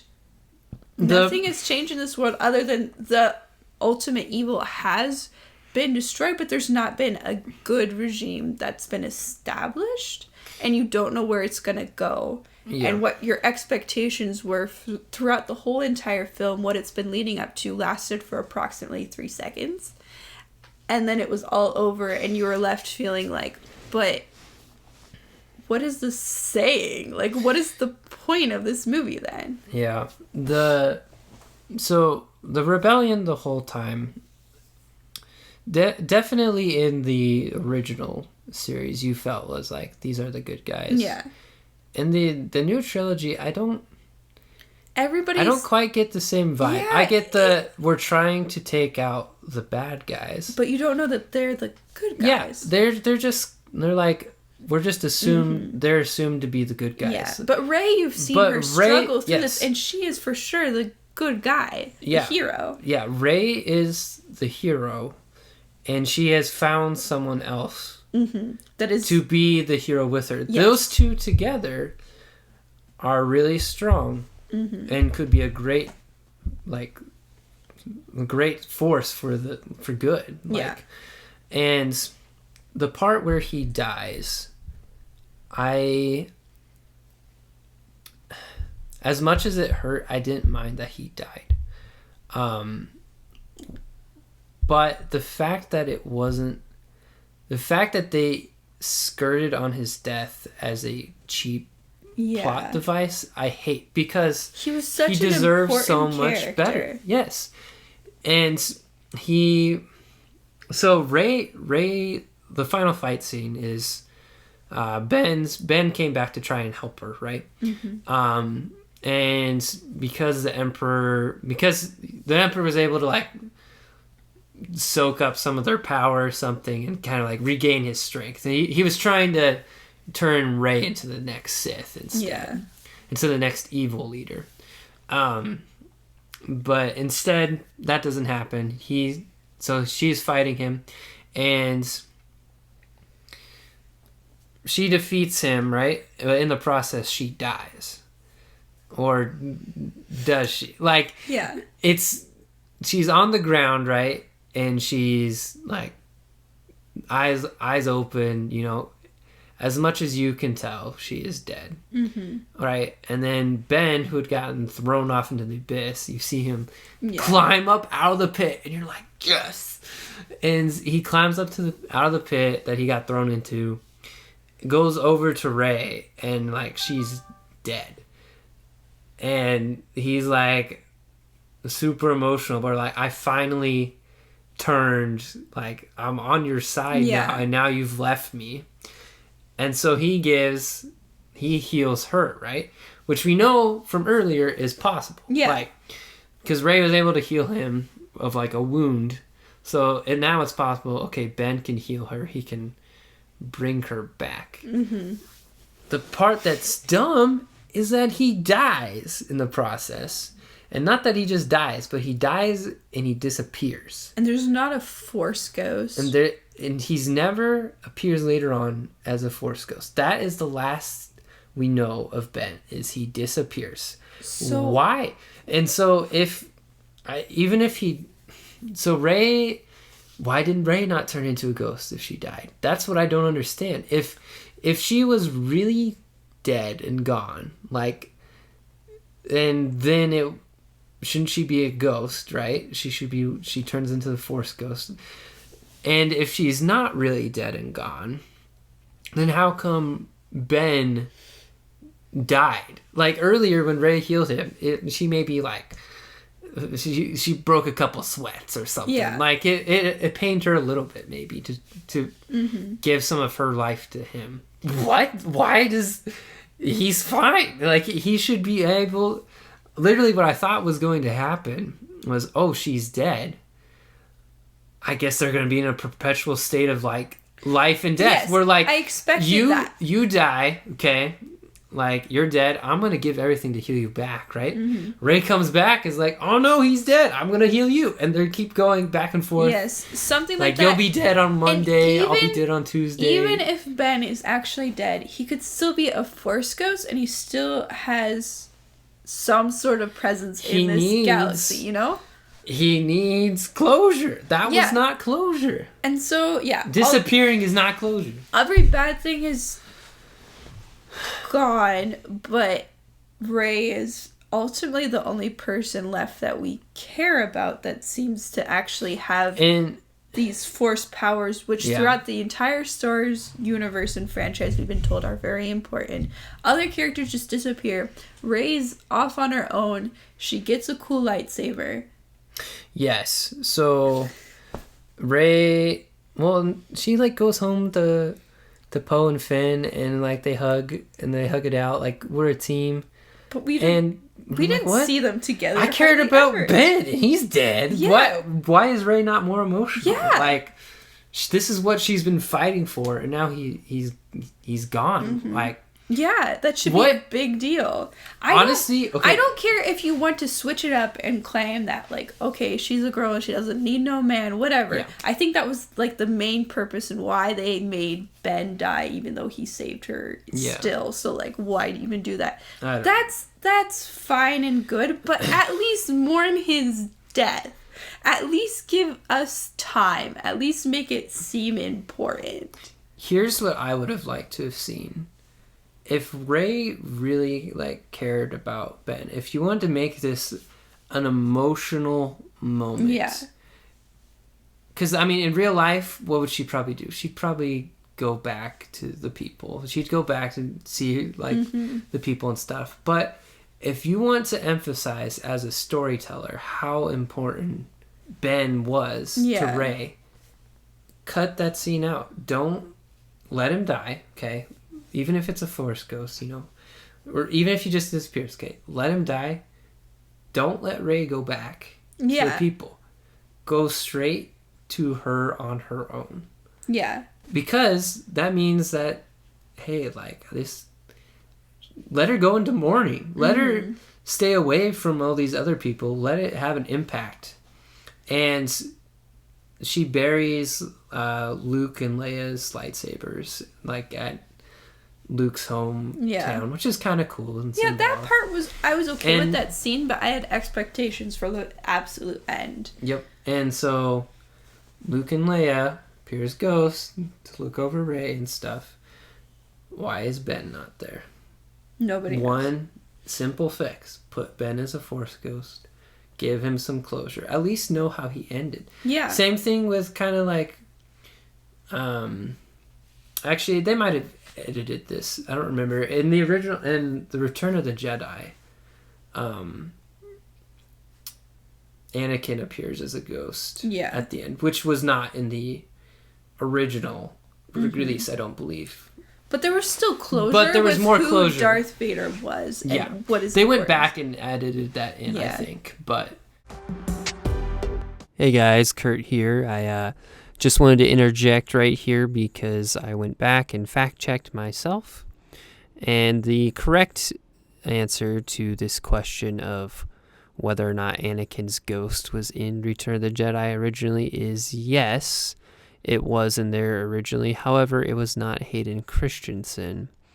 It was a different actor. I believe the same actor who you see underneath the mask of Darth Vader later on in the film, just without all the wounds and stuff on his head. But yep, back to the show.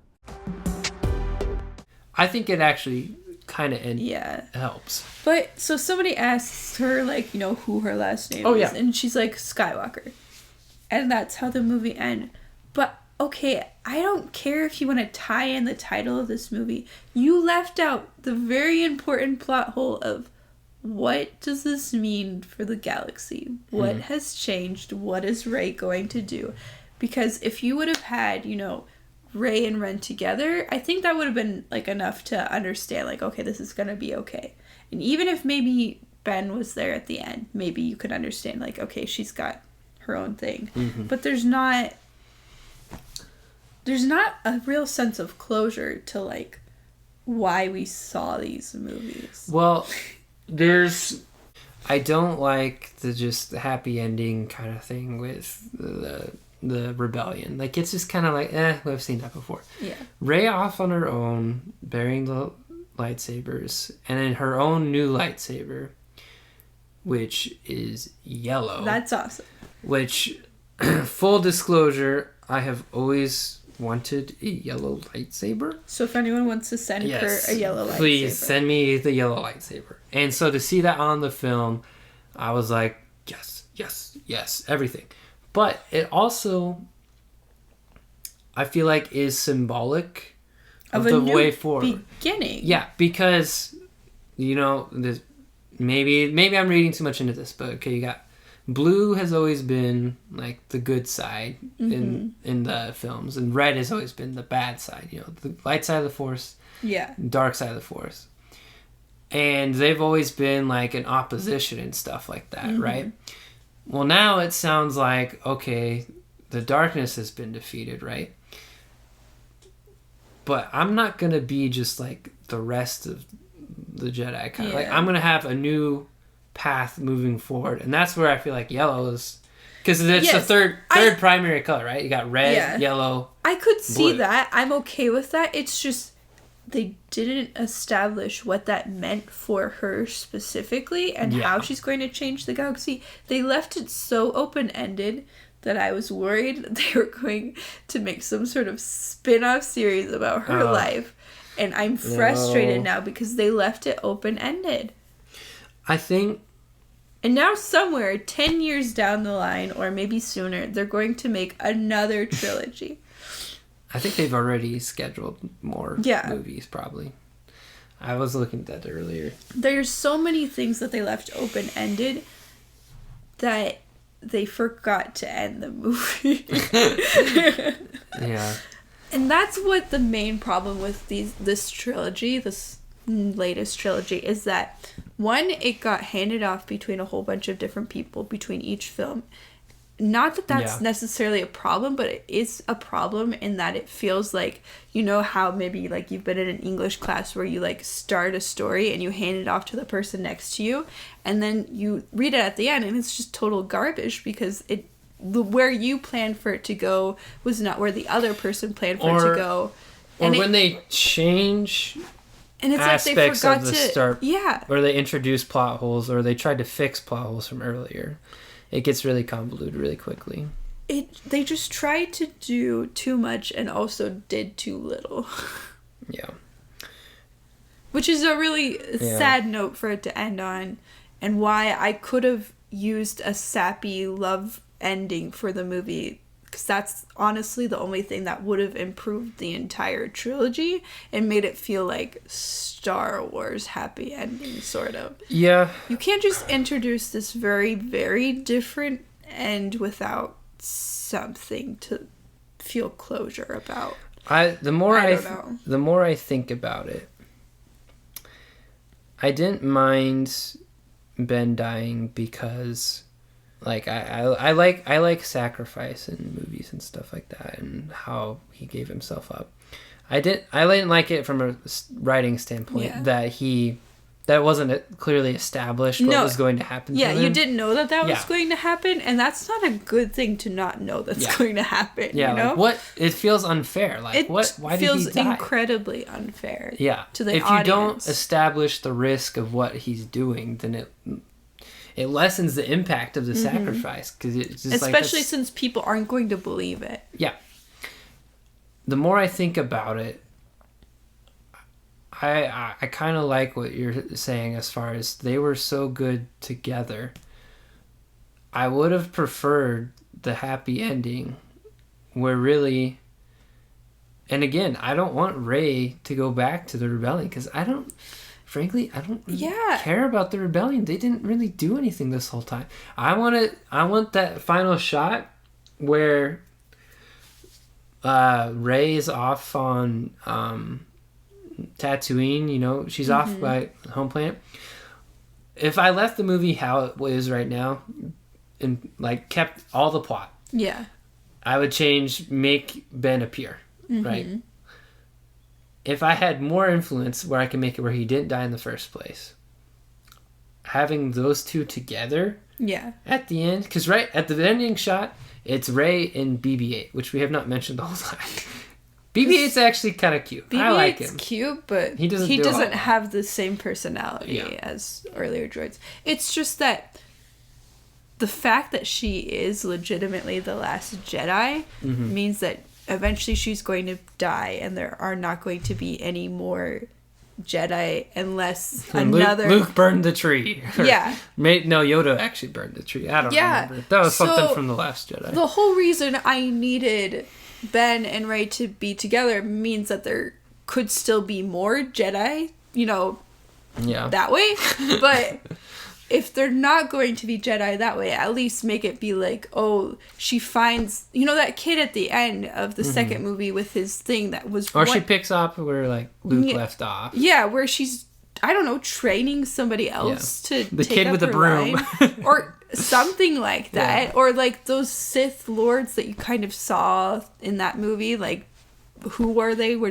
Does she have control over the them? Sith. Yeah. Were they Sith or were they just weird ghost people? I didn't understand what they were. I thought that maybe she was going to like gain control over them and they were going to be freed, and then now the Jedi aren't actually all dead. I don't know. The more I'm a little bit, sappy romance, but I think it actually works for the plot is have that scene at the very end, right? Well, for one, maybe Rey goes back and talks to Rebellion. Okay, keep all that. Okay, change the scene at the end. She buries the lightsabers, right? And then she stands up. What's she do? You see the shot of the sun, right? You see her stick out her hand, right? Yeah. And then, boom! Force Ghost. No, not Force Ghost. He's not actually dead. No, that would have been a terrible way to end it. No, I meant he did. I rephrased. He didn't die in the first place. Okay. Boom! Hand sticking out. Who grabs it? It's Ben. They're together at the end. Woo! Woo! And then that shot of the sun and those double moons or whatever. Yeah. And then have BB-8. That means that earlier they wouldn't even had to have kissed or anything. You know, like that wouldn't have had to happen. They could have just like fought. Yeah, they don't have to. Yeah. Sure. They don't need that if that's what just people are worried. Have them hold hands at the end, please. J.J. Abrams, wherever change you are, the movie. Wake up. Which apparently, so I've been reading. J.J. Abrams, he's the director of this movie, apparently had a bunch of other stuff that was like cut, like Disney cut. I don't know if it's all true or not. The scene at the end where near the end where Rey says like, I am all the Jedi, which was kind of cool. Yeah. But you hear all these Jedi voices talking from the sky or something, like out of The Lion King or something. I don't know. And apparently though, all the stars. No. All of Disney is connected. Yes. Psych. Elsa and Blondie were actually Rey's cousins. Yes. How all the princesses in the Disney universe are connected. Yeah. Maybe that'll be a different podcast. We'll talk about Disney princess movies. That'd be fun. Disney trying too hard to not make her be a Disney princess so that they fail to realize what makes a good story. Yeah. But I think originally it was all the Force Ghost voices were actually like ghosts. Like their actors had a scene in that movie where they were fighting off like the crowds or something of Sith people. I'm like, dude, I want that. Yeah, that'd be awesome. But no. You could at least, even in that moment, have Kylo Ren's voice say something that somehow makes it all okay. Well, that was when he was... That scene, he's still alive. Yeah. Oh, yeah, I guess that's true. Yeah. He's still fighting people with magic. Grab lightsaber. I think maybe I was thinking that because in that moment I thought maybe he is actually dead and I was going to be okay with it ending there. And coming back later. I don't know. As a Force Ghost or something. As a whole, Rise of Skywalker, we talked about for a really long time. Yeah, we did. It's just a disappointing movie because there was so much potential for it to be a good movie. If you want to look at movies with bittersweet endings, you could look at like Endgame, like Avengers Endgame. Yeah. Where there is a lot of sadness, and there's a couple of plot holes, maybe with like we just sort of ignored this person. Yeah. But in the end, the sacrifice of Tony Stark in that movie, right? Yeah. Of Iron Man is, you knew it was clearly established he was going to die if you he knew did that this. was going to happen. Yep. And it meant something. It meant everything. Yes. Tony has been like the heart of the Avengers for a decade. Yeah. And that's part of it too. And that when you build a character so well and you get to know them so well, there's closure when they die. Yeah. And when they die for something. Ben had been built up well enough, Kylo Ren, not as extensively as possible. Yes. But well enough where he deserved better. Yes.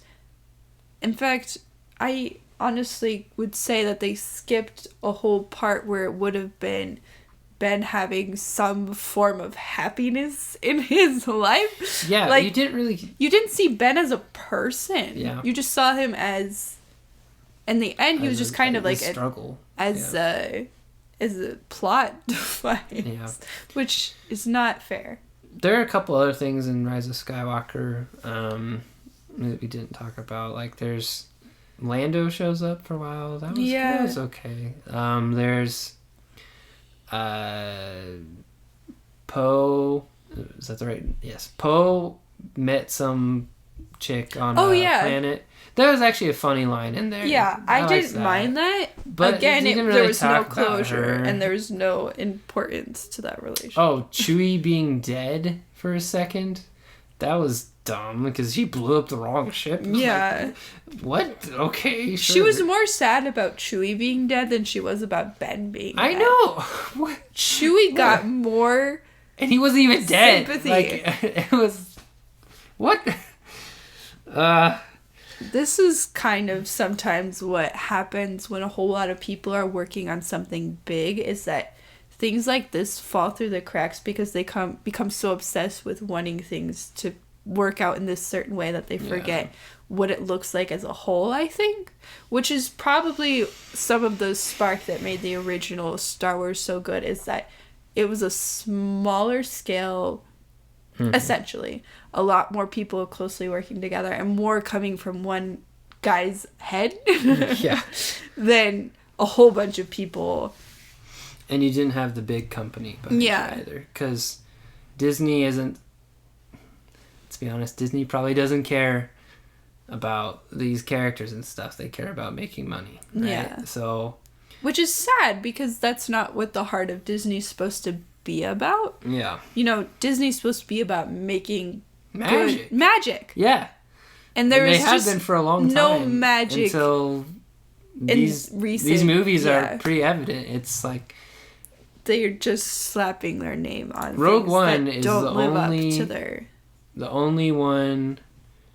Rogue One is the only Star Wars movie that Disney like put out that let the writing happen. Let them do their thing. And Rey and Ben epitomize the magic of the new trilogy that Disney could claim, right? They could claim the magic. And they killed half of the magic. And they killed the magic. Yeah. And they didn't tell you that they were going to kill the magic. No. They just ripped it off. Yeah. That's too sad of a place to end. You should end it with something happier. Yeah. We can't be like the last Star Wars and end it this way. Yeah. If you want to watch a happier movie, go back and watch the original Star Wars trilogy or The Phantom Menace. Let's watch. Okay, hang on. Final segment, because my throat's getting sore and you're tired too. This is gonna be a 2-part thing, isn't it? Yeah. I was like, we can talk about all Star Wars in one episode. Heck no. We've been at this for. We might have been talking about Star Wars for 4 hours today. Yeah. Yikes. That's fine. It's fine. The 3 worst Star Wars movies, because we have to end with the okay, that's true. 3 worst Star Wars movies. In order of least worst to most worst. So. Wait. I have to say the worst from least worst to most. The last one you say is your least favorite. Oh, okay. Well, why do I have to think backwards? The dramatic reveal, yeah. Yes. There's no drama. But I have to go and look at what I had written down. So number 3, what would you say is the third worst? The third worst would probably, I'm gonna go with wait, I don't know, I might go back on what I had originally written down. Well, okay. Because the third worst for me is probably this most current movie, because really? Because there are things that I can forgive about cheesiness in movies that I don't care about, but you made me care about something and then you broke it to pieces. That's interesting. That's a betrayal that I don't know. So that would be the least worst of my 3 worst. Okay. I would say I couldn't decide earlier. I'll probably say Attack of the Clones, actually, because I don't have the nostalgia that you do. Yeah. And as bad as Revenge of the Sith is, and as conflicting as Rise of Skywalker is, I feel like both of them either had potential or had good parts in them, respectively.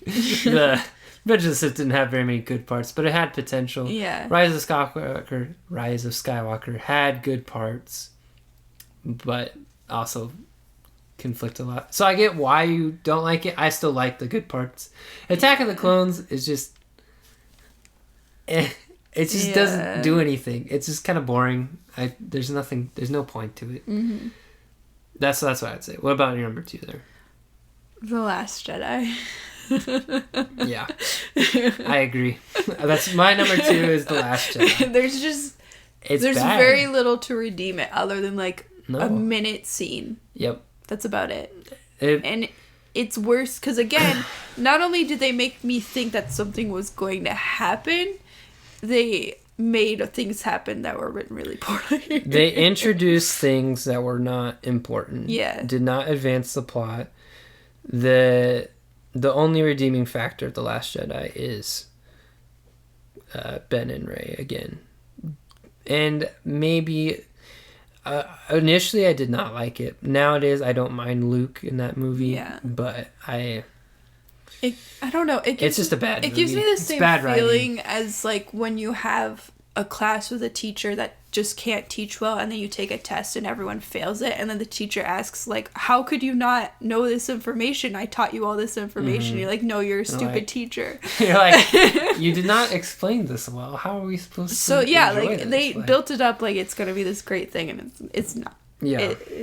It's just bad. It's a very one of the worst, honestly, in my opinion, which I don't understand why Josh likes this movie so much. Yeah. I don't get it. I will never understand. I think the writing is bad in it.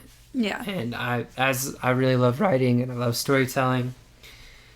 And so I can't forgive that. Yeah. And then, obviously, the worst movie is The Pretender to the Crown of Han Solo. Yeah, it's Solo, because I'm not it's even just saying a about mockery. It. This movie should not exist. Yeah. That's it. We ended on a bad note again. Okay. No. Hang on.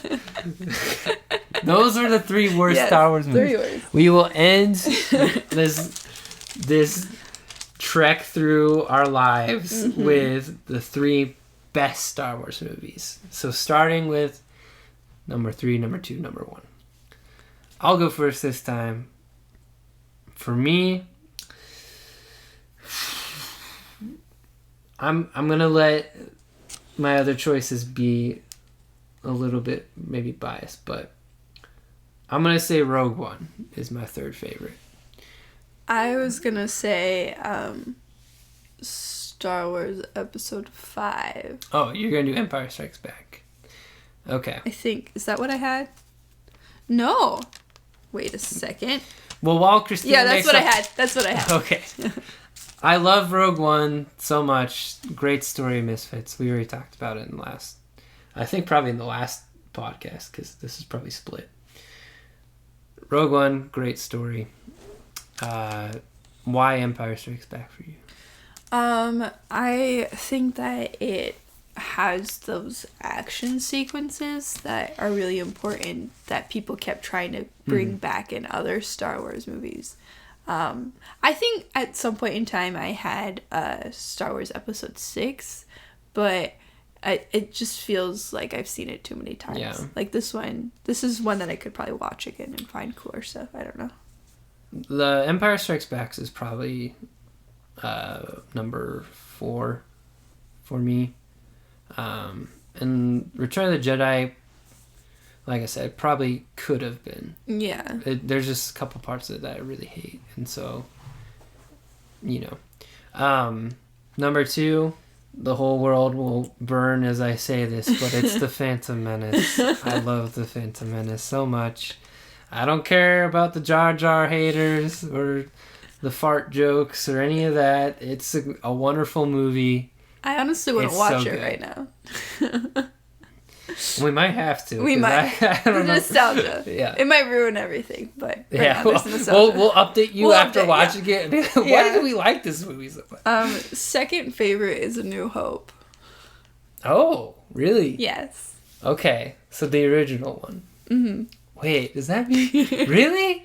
Wow. I didn't know that about your number 1. Okay. So, my number 1 favorite is A New Hope. It's going to be the original Star Wars. I love it so much. It's everything that Star Wars should be. What's your number 1? Actually, Rogue One. Okay. I feel that way because there's all the nostalgia connected to the old ones, but when I watched that movie in theaters, it was one of the most emotional movies that I had actually seen in a long time, and I don't get that same powerful sense of emotion when it comes to the original Star Wars movies, just because I know how they're gonna end and I've seen them so many times. For that one, I was in the movie theater almost crying, and that's only happened with 2 other movies. Yeah. So that, when it comes down to it, I apparently liked it better. Yeah, I'm a lightweight. I cry in all sorts of movies. I'm trying to remember. I think I cried in Toy Story 4 of all things. What? Come on, Kurt. I cried in Toy Story 3, but everybody cried in Toy Story 3. I don't think I actually did. Yeah. But yeah, if that's kind of what The Phantom Menace, as far as not emotional, but just where it for me for that one, it's maybe not technically so high, but it just had such a good, deep, personal effect on me that's why I like it so much. Now, Rogue One is probably more justified. Yeah. That one should elicit emotion. It's designed that way. Anyway, that's it. So tune in next week when we talk about the Toy Story franchise. no. At some point, I think it'd be funny to talk about Disney princess movies. Yes, we should actually. Yeah, that one's a real thing. So yeah, if you've never seen Star Wars somehow, maybe you're Captain America and you were under the ice for a long time. That's a movie we should talk about with that absurd plot. What? I love Winter Soldier. Winter Soldier is my favorite Marvel movie. No, not Winter Soldier. Oh, the original Captain. Yeah, okay, the original Captain America. The line Winter Soldier. The line I'm quoting is from Winter Soldier. Yeah, no. The original Captain America is yeah, it's okay. If you haven't seen Star Wars, maybe you should just watch Rogue One and the original and call it good. Yeah, that's probably good. That's probably good enough. Yeah. Just be like, oh, they got the plans and they all died right away, but here's some new characters for you, and you'll like them too. Maybe. I don't know. Maybe. All right, I'm really tired, and yeah, it's been literally like 4 hours. Mm-hmm. I've got a bad feeling about this. Yippee!